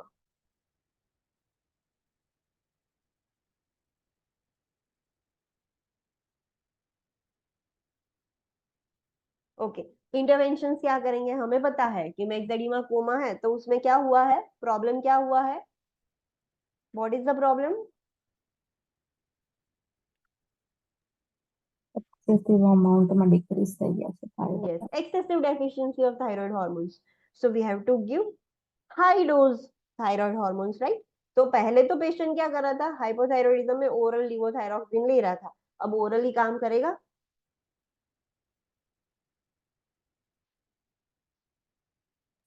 No.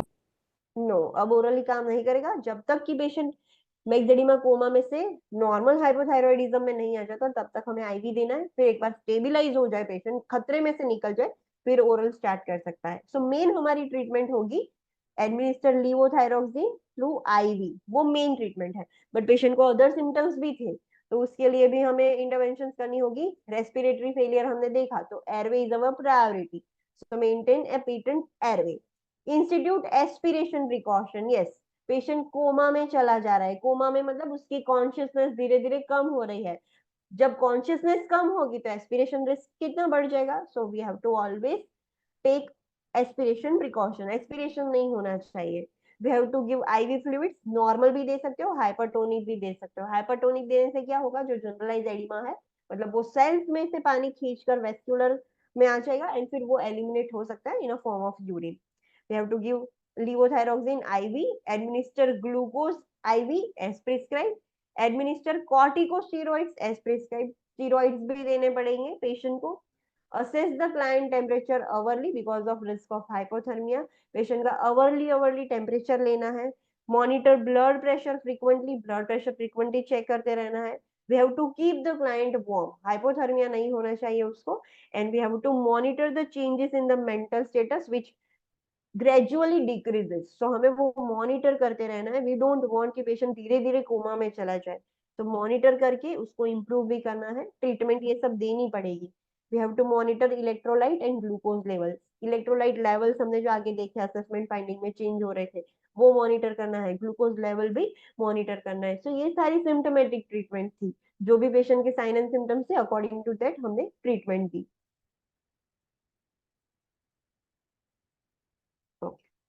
So that is all about myxedema coma. Next is hyperthyroidism. Hyperthyroidism means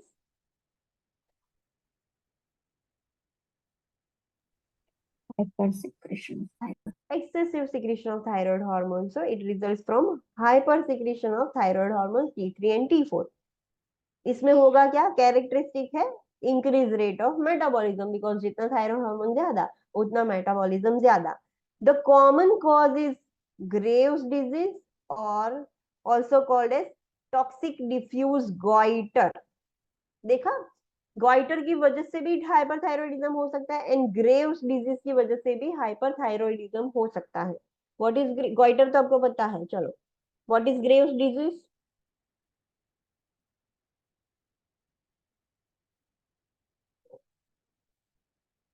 any idea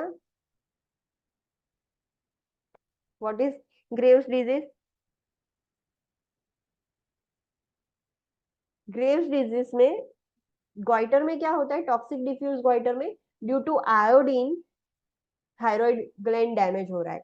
Graves disease में क्या होगा, auto Graves disease is autoimmune disorder. Autoimmune disorder मतलब जो हमारी body के cells है वो ही थायराइड ग्लैंड को डिस्ट्रॉय कर रहे हैं और उसकी वजह से थायराइड ग्लैंड डैमेज हो गया. So that is Graves disease. Graves disease is autoimmune disorder in which the thyroid gland destroys due to our own immunity cells. And Toxic diffuse goiter means कि due to iodine deficiency the thyroid gland is getting damaged. Understood? Yes, yes. Yes हाँ, सो Graves disease को ऐसा बोल रहा है कि toxic diffuse goitre है, but goitre का मीनिंग वो होता है. सो दोनों रीजन की वजह से हाइपरथायरॉयडिज्म हो सकता है. Clinical manifestations are referred to as thyrotoxicosis. जो हाइपरथायरॉयडिज्म के जो साइन एंड सिम्टम्स है ना, उसको ब्रीफली, ये पूरे जो हम साइन एंड सिम्टम्स देख रहे हैं हाइपरथायरॉयडिज्म के, उसको एक वर्ड में कैसे बोला जाएगा? The patient is experiencing thyrotoxicosis. उसका मतलब the sign and symptoms of hyperthyroidism. Hyperthyroidism के साइन एंड सिम्टम्स को थायरोटॉक्सिकोसिस बोलते हैं, उसका नाम दिया गया है. The T3 T4 are usually elevated and TSH is low. T3 T4 ज्यादा होगा, TSH कम होगा. साइन एंड सिम्टम्स क्या होंगे जब हाइपरथायरॉयडिज्म हो जाता है? तो उसके साइन एंड सिम्टम्स है पर्सनालिटी चेंजेस.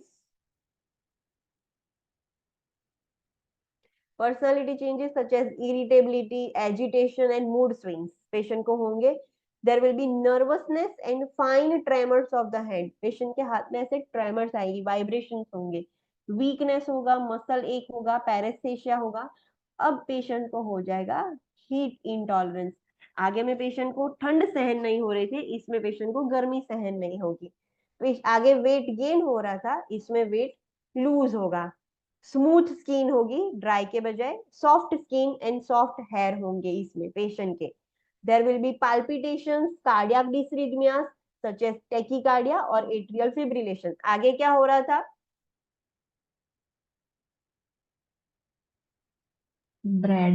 ब्रैडीकार्डिया हो रहा था, इसमें टेकिकार्डिया होगा एंड ज्यादा एक्सेस हो जाने की वजह से, डिसरिथमिया की वजह से एट्रियल फिब्रिलेशन भी हो सकता है. आगे हो रहा था कॉन्स्टिपेशन, यहाँ होगा डायरिया. फिर उसके आई बॉल्स कैसे होंगे? You can see here in the image protruding I balls. ऐसा लगेगा कि अभी आंखें बाहर निकल जाएगी, ऐसे प्रोट्रूडिंग आई बॉल्स होते हैं.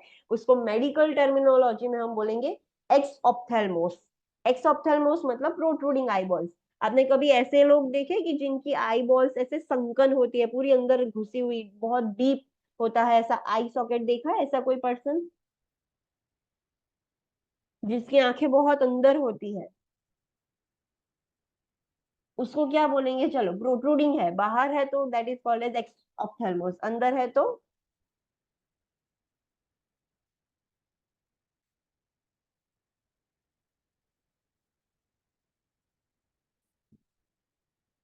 एक अल्फाबेट चेंज हो जाएगा सिर्फ.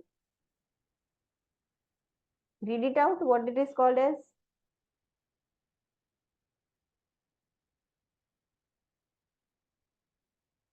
Can you see the shared screen? Screen दिख रही है आपको? Yes. हाँ, तो मैंने लिखा है, क्या बोलेंगे? बाहर है तो एक्स ऑप्थेल्मोस, अंदर है, अंदर चली गई है तो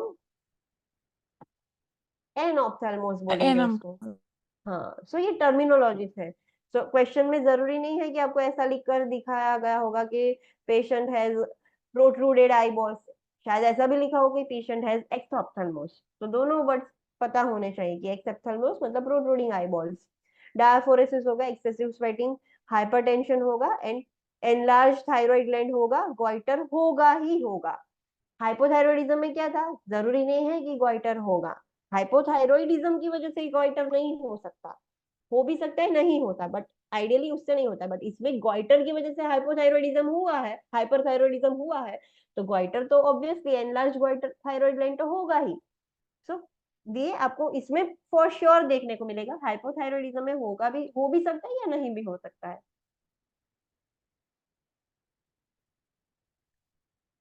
ओके, नेक्स्ट है इंटरवेंशन. अभी इसमें एक्सेस हो गया है तो हमें क्या करना है?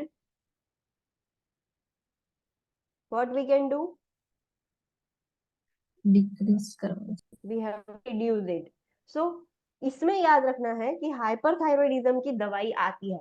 आगे जो हमने देखा उसकी कोई दवाई नहीं थी स्पेसिफिक, हम सर्जरी करके कम कर रहे थे या जो ट्यूमर थी उसको निकाल के कम कर रहे थे. बट एंटी थायराइड मेडिकेशंस आती है. मेनली दो कॉमन मेडिकेशंस है, मेथीमेजोल एंड प्रोपाइल थियोयूरेसिल, जिसको शॉर्ट फॉर्म में PTU भी लिखा होता है। सो क्वेश्चन में PTU लिखा हो तो समझना कि they are talking about propylthiouracil. हम डिटेल में फार्मेकोलॉजी में स्टडी करेंगे ये सब। सो एंटी थायराइड मेडिकेशन मिलती है, मार्केट में है अवेलेबल। तो जिसको भी हाइपरथायरॉयडिज्म है उसको रेगुलरली लाइफ लॉन्ग ये मेडिसिन लेनी पड़ेगी। बट जब ज्यादा प्रॉब्लम हो जाता है तब सर्जरी करके थायराइड ग्लैंड निकाला जाता है। There is a medication available. So main ये ट्रीटमेंट है कि हमें उसको कम करना है। साथ में सिम्टोमेटिक ट्रीटमेंट मैनेजमेंट करेंगे। We have to provide adequate rest. We have to administer sedatives as prescribe, because patient hyper active हो गया है, इरिटेबल हो गया है, तो सीडेटिव्स दे सकते हैं। In hypothyroidism, we cannot give sedatives. In hyperthyroidism, we can. We have to provide cool and quiet environment because patient heat intolerant हुआ है, तो ठंडा बात environment देना होगा and एकदम quiet because already patient irritable है, गुस्सा कर देगा आपका। We have to obtain weight daily because इसमें patient का weight gain नहीं होता है, weight कम होता है। We have to provide high calorie diet.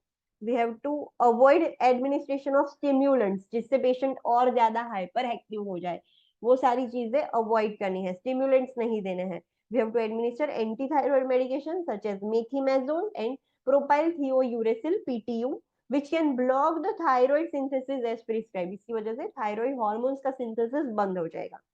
Administer iodine preparation that inhibits the release of thyroid hormones as prescribe. हाँ, आयोडीन डेफिशिएंसी की वजह से गोइटर हुआ था, लार्ज हो गया, एंड हाइपर सिक्रीशन हो गया, हाइपरथायरॉयडिज्म हो गया। So we can give iodine preparations also कि जिसकी वजह से वो ठीक हो जाए, थायराइड हार्मोन का रिलीज कम हो जाए। Okay, next administer propranolol for tachycardia as prescribe. Propranolol हमने कार्डियोलॉजी में देखेंगे, जो लोल वाली है वो मेडिसिन को क्या बोलते हैं? It is called as, old students जो फार्माकोलॉजी स्टडी किया है, कौन सा क्लासिफिकेशन है लोल वाला? Atenolol, propranolol, labetalol. ये LOL वाली मेडिसिन कौन सी है?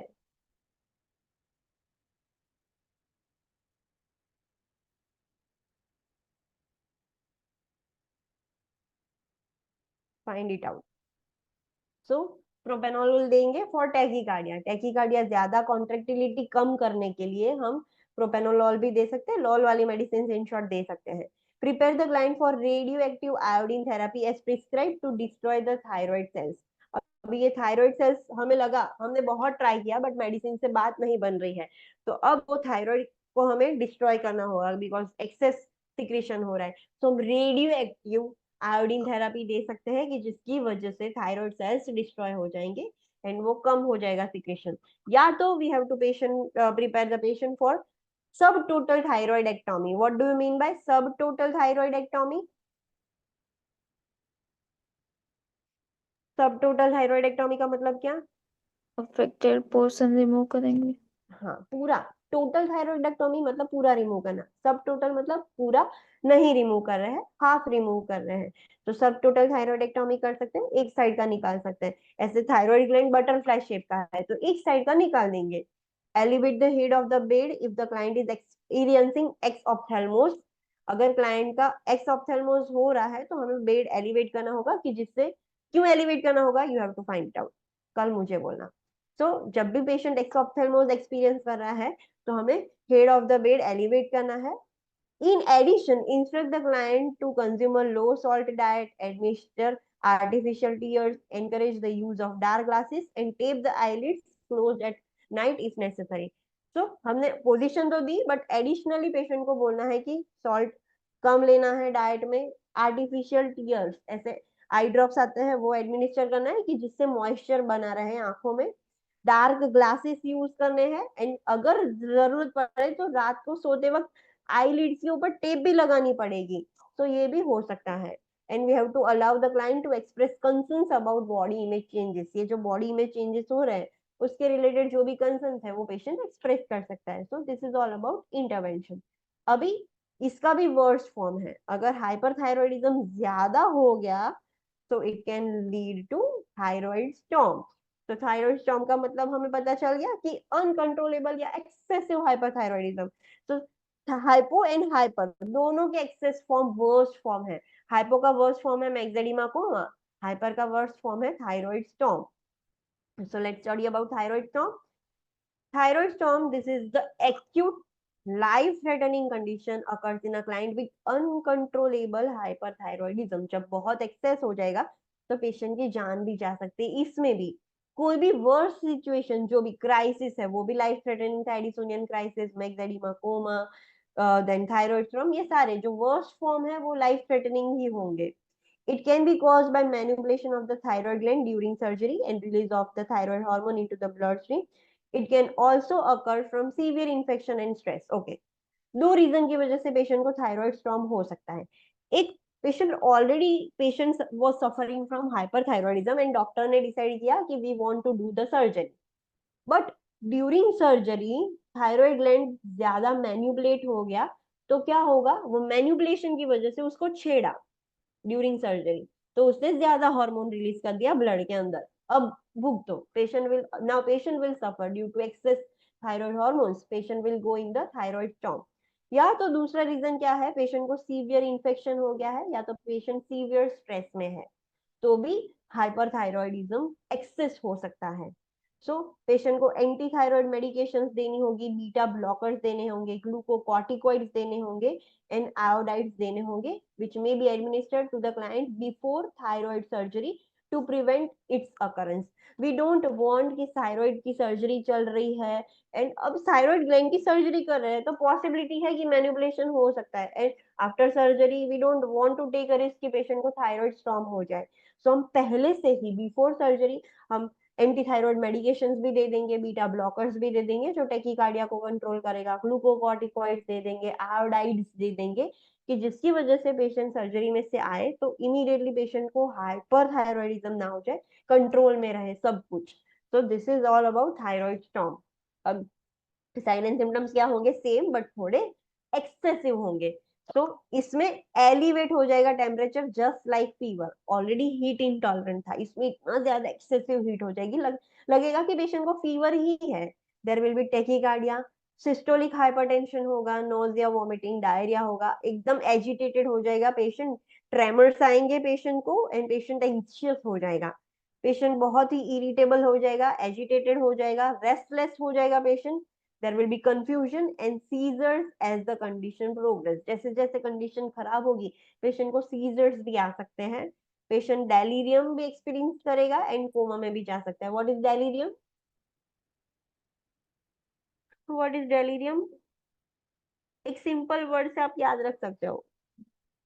डेलीरियम के बहुत सारे मतलब हम निकाल सकते हैं, बट एक सिंपल वर्ड से आप याद रख सकते हो डेलीरियम.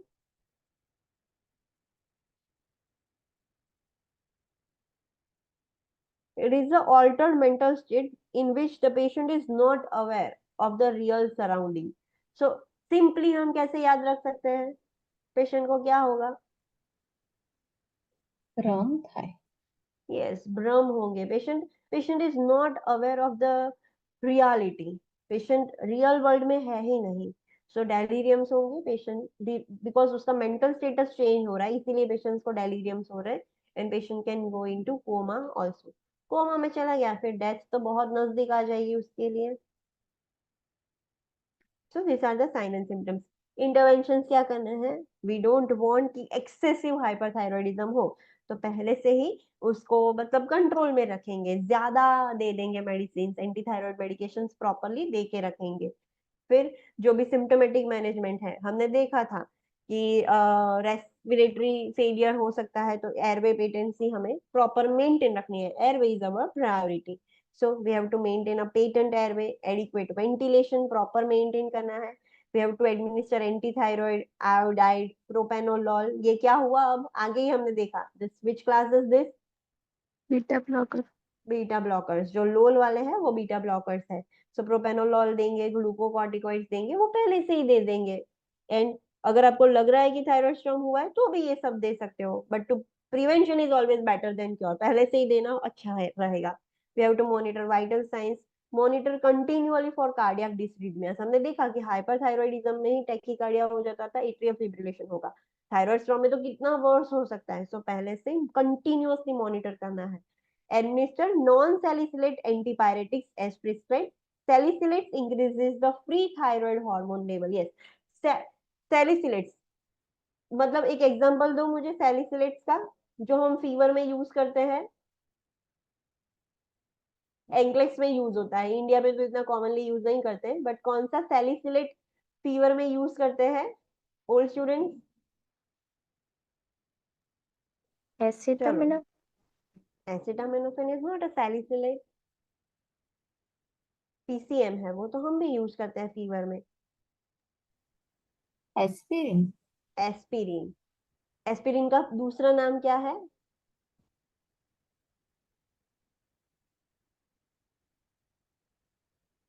एसिडा। हाँ, आगे बोलो। अब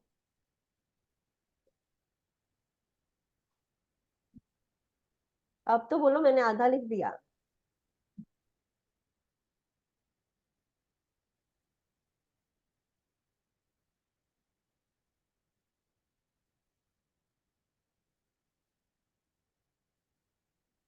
अगर क्वेश्चन में ये नाम लिख के आया तो आपको कैसे पता चलेगा they are talking about aspirin? चलो पूरा कंप्लीट करो।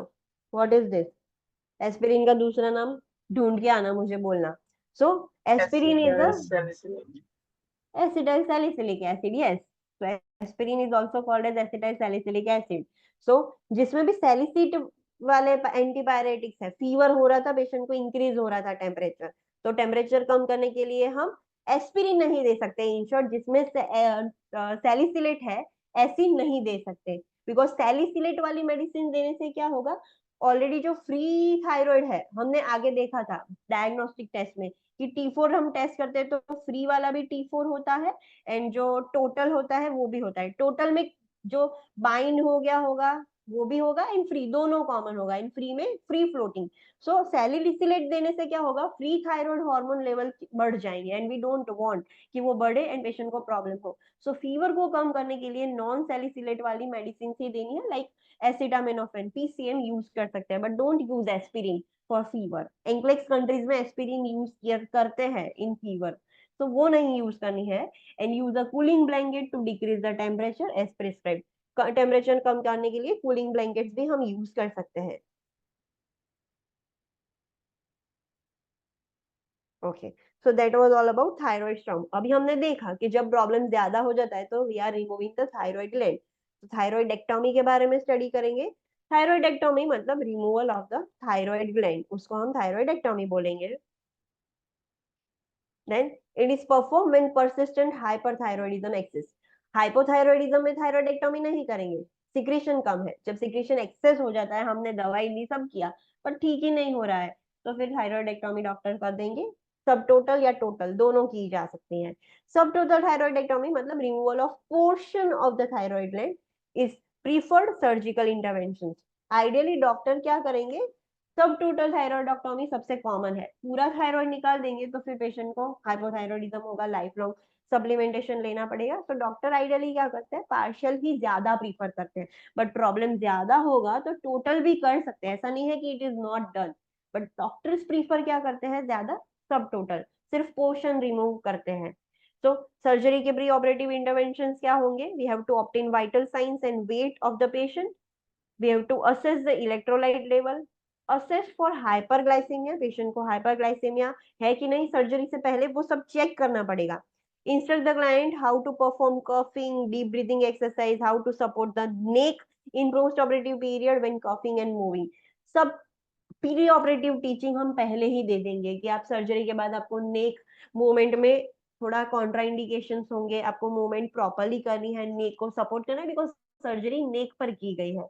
तो ये सारी चीजें आप पेशेंट को पहले से ही सिखाओगे, कॉफिंग डीप ब्रीथिंग कैसे करना है, इंसेंटिव स्पायरोमीटर यूज कैसे करना है, वो सब कुछ आप पहले से ही प्री ऑपरेटिवली सिखा दोगे। Okay, note that pre operative intervention सिर्फ इतने नहीं हो सकते, आप कर सकते हो पेशेंट के ऊपर।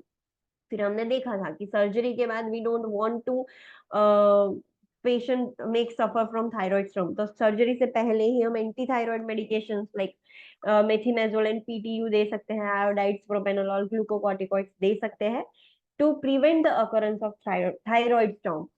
अब सर्जरी हो गई है, पोस्ट ऑपरेटिव इंटरवेंशन क्या करेंगे, we have to monitor for respiratory distress. So our main goal will B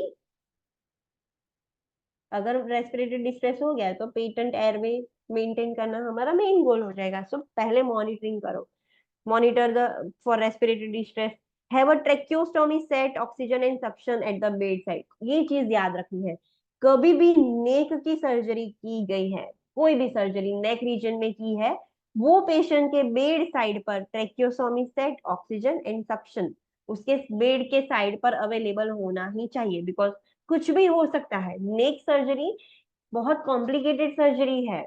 तो पेशेंट को अगर कुछ हो गया तो to save the patient we have to do the tracheostomy. हम नहीं करते हैं, बट पेशेंट के बेड साइड पर रखना होता है कि इमीडिएट इमरजेंसी में हम कर सकते हैं। सो ऑलवेज जो जो भी नेक की सर्जरी है वो पेशेंट के साइड पर ट्रेक्योस्टोमी सेट, ऑक्सीजन, सक्शन सब कुछ होना चाहिए available.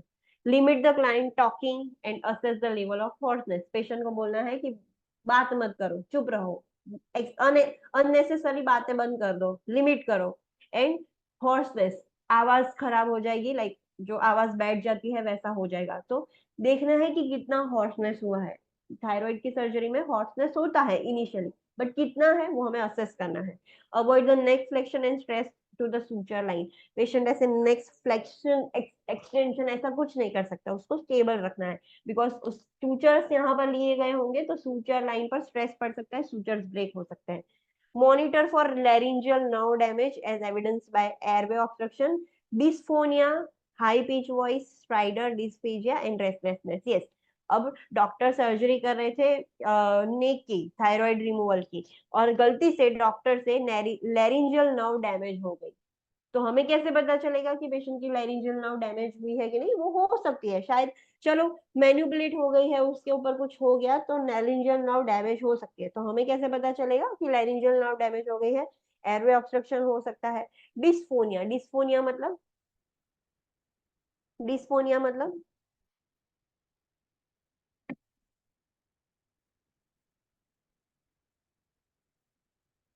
What do you mean bye dysphonia? muffled voice. हाँ, मफल्ड वॉइस मतलब आवाज अच्छी नहीं होगी, जो उसकी आवाज है वो एबनॉर्मल हो जाती है। हाई पिच वॉइस, एकदम पतली आवाज होगी, बहुत कान में दर्द होता है ना वैसी हाई पिच आवाज आएगी। स्ट्राइडर होगा, दैट इज एबनॉर्मल रेस्पिरेटरी और lung sound. Dysphagia, difficulty in swallowing and restlessness हो सकती है। ये साइन एंड सिम्टम्स देखने को मिल रहे हैं, so you have to think that laryngeal nerve has damage. Monitor for the signs of hypocalcemia and tetany. क्यों hypocalcemia and tetany?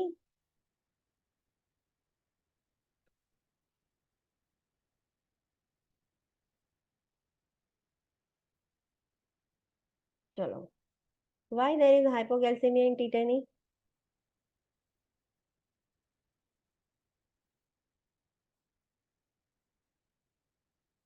Okay, we know parathyroid gland is situated on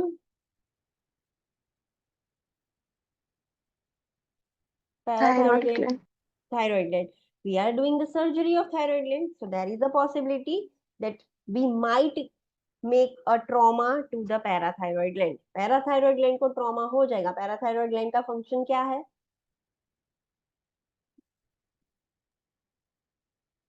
Regulation of calcium yes, सो अगर parathyroid gland को trauma हो गया तो उसका काम बंद हो जाएगा and patient will experience hypocalcaemia.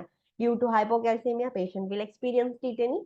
तो वो मॉनिटर करना है। अगर पेशेंट को आपके ब्लड टेस्ट, पेशेंट का ब्लड टेस्ट कर रहे हो, पेशेंट के ब्लड टेस्ट में कैल्शियम कम है, तो you have to immediately think that patient का पैराथायरॉयड ग्लैंड डैमेज हुआ है, उसके ऊपर ट्रॉमा हो गया है, और फिर पेशेंट को कभी भी टीटेनी आ सकती है अगर आपने हाइपोकैल्सीमिया जल्दी ठीक नहीं किया तो ये चीज खास मॉनिटर करनी है। ओके, तो let's see about the signs of tetany. कभी देखा है मूवीज में भी टीटेनी वाला पेशेंट? टीटेनी होती है तो टीटेनी का मतलब क्या? What do you mean by tetany?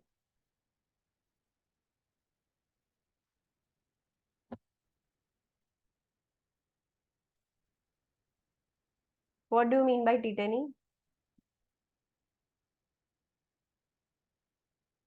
Okay, calcium कम हो रहा है तो मसल एक्टिविटी क्या होगी? increase इंक्रीज हो जाएगी। तो जितना कैल्शियम ज्यादा कम होगा, ज्यादा डिक्रीज होगा, उतनी मसल एक्टिविटी ज्यादा इंक्रीज होगी। तो टिटेनी को हम क्या बोलेंगे? एक्सेसिव मसल ट्वीचिंग और कॉन्ट्रैक्शन। मसल्स अगर कॉन्ट्रैक्ट हो गए, आप हाथ ऐसे स्ट्रेट रखते हो, right? If you want to move your hand from elbow, elbow से फ्लेक्स करना होता है, तो वो फ्लेक्स कैसे होता है? बिकॉज यहाँ के जो मसल्स है वो कॉन्ट्रैक्ट हो रहे हैं, तभी वो फ्लेक्स हो पा रहा है। कॉन्ट्रैक्ट नहीं होंगे तो फ्लेक्शन होगा ही नहीं, एंड रिलैक्स होते हैं तब हम एक्सटेंड कर सकते हैं। सो टिटेनी में excessive muscle contraction and twitching होगा। तो पेशेंट कैसा हो जाता है? Just imagine this is a normal patient, ऐसा पेशेंट है, उसके लेग्स है ऐसे। सो पेशेंट पूरा ऐसे हो जाता है। आपने ऐसे जो हॉरर मूवीज है उसमें देखा होगा, एक्सेसिव ट्विचिंग होके पेशेंट पूरा ऐसे खींच जाता है। मतलब एक्सेसिव ट्विचिंग हो जाता है। You can also see the images of tetany, तो आपको पता चलेगा। मूवीज में ऐसा दिखाते हैं, हॉरर मूवीज में दिखाते हैं, बट टिटेनी में सेम वैसा ही होता है। तो हमें पता कैसे चलेगा कि पेशेंट को टिटेनी हो रही है? एक तो वो तो दिखेगा, बट उसके साथ साथ ये एक्सेसिव मतलब हाइपोकैल्सीमिया हो जाए तब पेशेंट की बॉडी में ये दिखने मिलेगा। Other things are cardiac dysrhythmias, because heart is also muscular organ, तो मसल्स अफेक्ट हो जाएंगे। कार्पोपेडल स्पाज्म होगा। कार्पोपेडल स्पाज्म मतलब जो classical sign, what is the classical sign of hypocalcaemia? Hypocalcaemia की दो क्लासिकल साइन क्या है?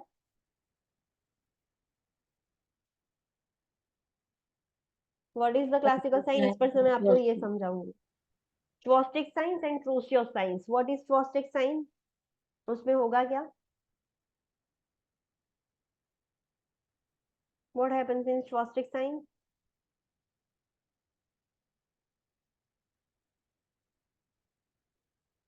ट्विचिंग थे जैसे फेशियल मसल्स। हाँ। सो जब भी पेशेंट के फेस पर जो भी साइड आप ऐसे टैप करोगे ना, सो वो वहां की जो नर्व है वो डैमेज हो गई है, तो उसकी वजह से जहां पर भी आप टैप करोगे उसका मुंह उस साइड ट्विच हो जाएगा। So that is positive Chvostek side, which is only possible when the person is having hypocalcaemia. Positive Trousseau signs में क्या होगा? What happens in this positive Trousseau sign? चलो old students, you must be answer this question. क्या होता है ट्रूसो sign में?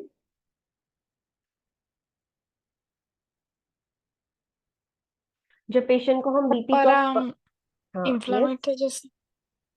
Inflammation नहीं, not inflammation. BP કફથી major કરે ત્યારે ફિંગર્સ પીછે છે हाँ, तो जब भी पेशेंट के अपर आर्म में यहाँ पर हम बीपी कफ बांधेंगे और उसको इन्फ्लेट करेंगे, फुलाएंगे बीपी कफ को, तो नॉर्मल हम कोई भी पर्सन है वो हाथ ऐसे रख सकता है, बट ये पर्सन है उसका हाथ ऐसे ऐसे करके ट्वीच हो जाएगा।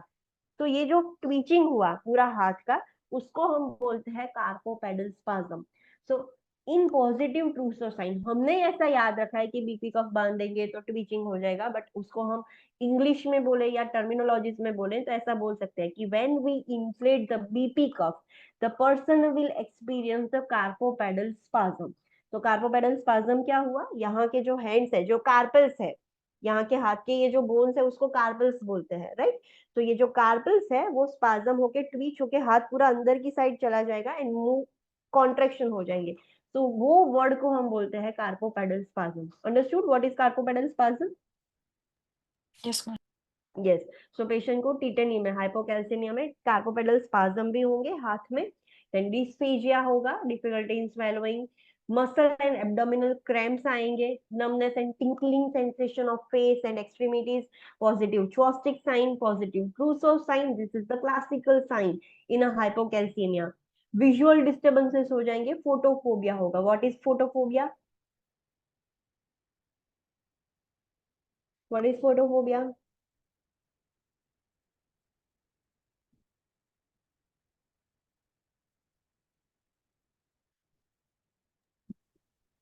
લાઇટ ને ટોલરેટ નહીં કરી શકે yes, patient can not tolerate the light, sunlight भी नहीं एंड रूम की भी ब्राइट लाइट नहीं टॉलरेट कर पाएगा, so there will be photophobia.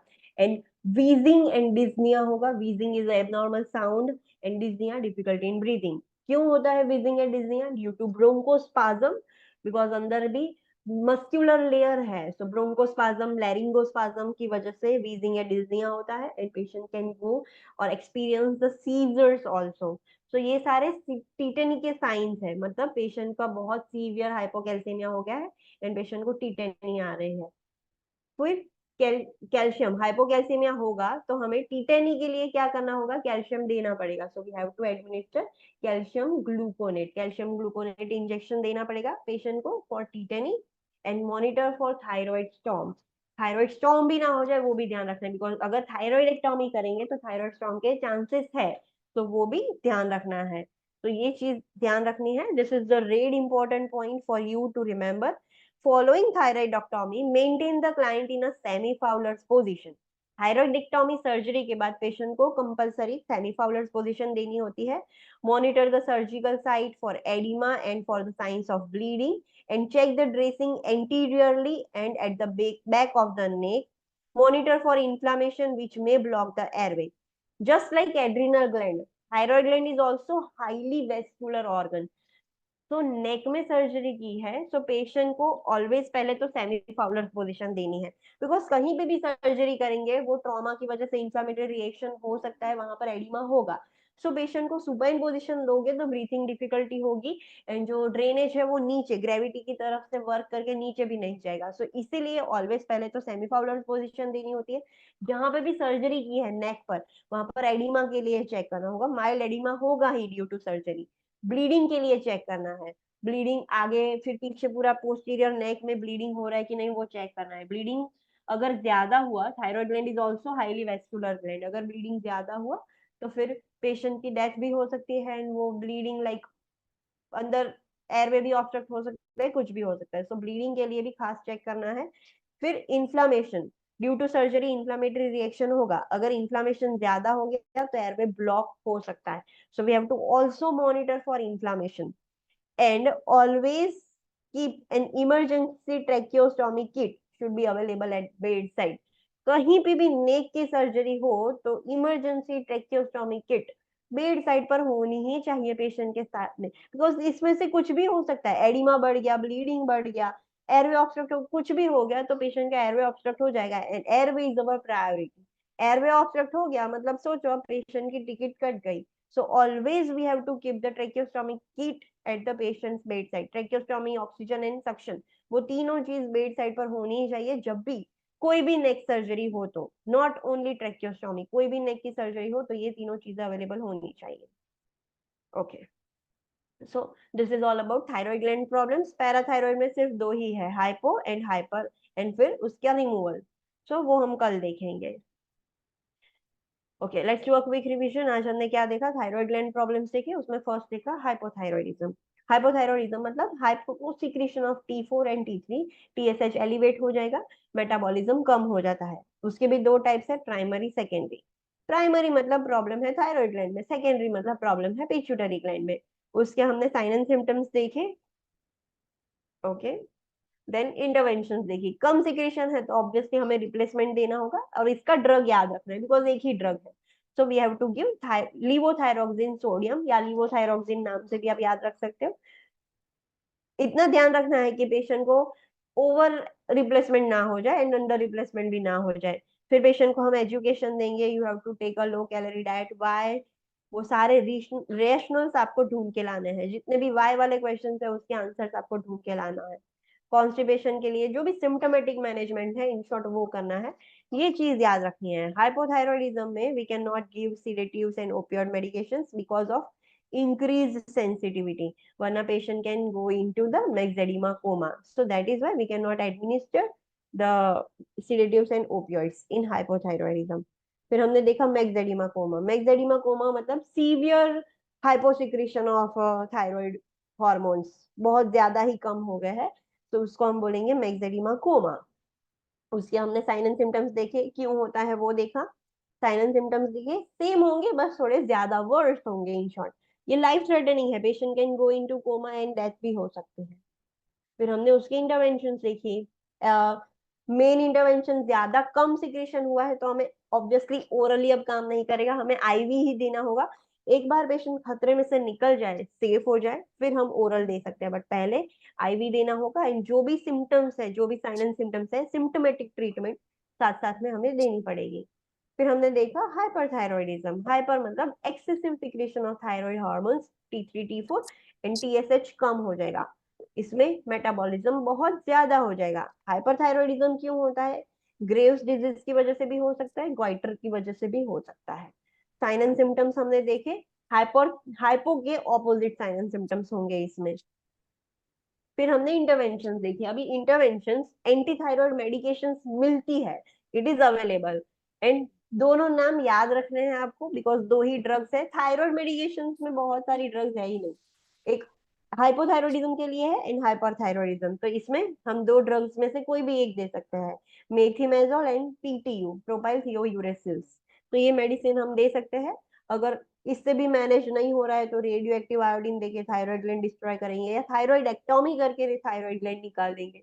तो कुछ भी करने की जरूरत, वर्स्ट केसेस में always least invasive to most invasive हम ट्राई करेंगे एंड उससे मैनेज करेंगे। साथ में जो सिम्टोमेटिक ट्रीटमेंट है, जो भी पेशेंट के सिम्टम्स है उसके रिलेटेड मैनेजमेंट करना है। अभी एग्जाम में आपको पेशेंट के सिम्टम्स, सारे के सारे सिम्टम्स एक पेशेंट एक्सपीरियंस नहीं कर सकता, उसमें कुछ होंगे भी सही, कुछ नहीं भी होंगे।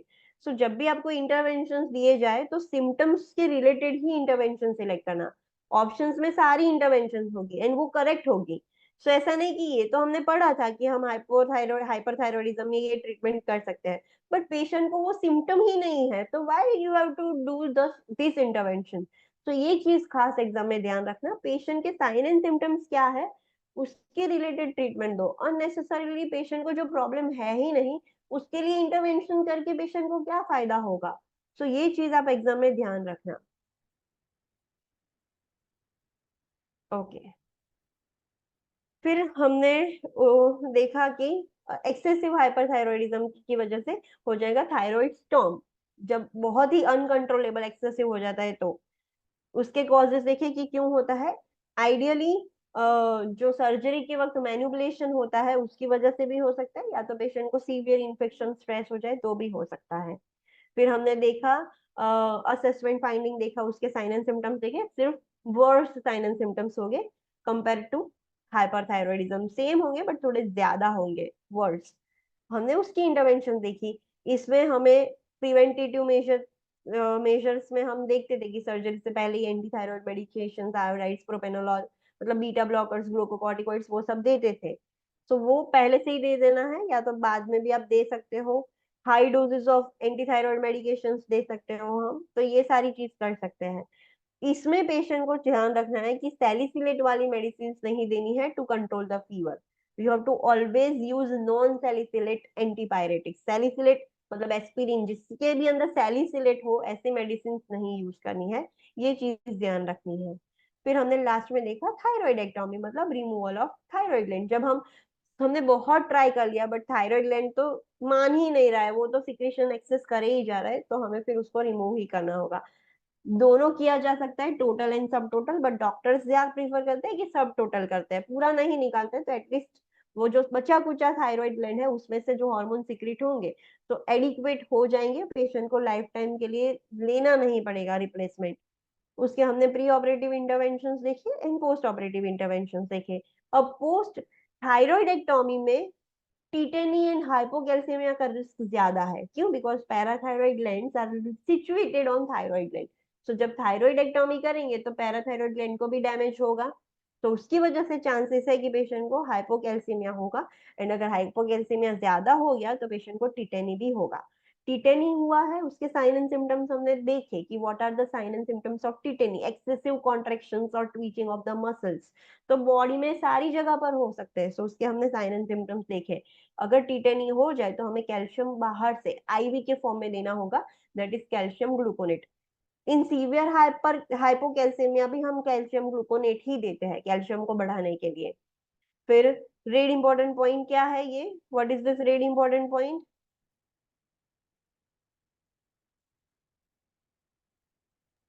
After thyroidectomy, समय follows position આપવાની ઓકે અને signs of bleeding અને edema માટે monitor કરવાનું. ઓકે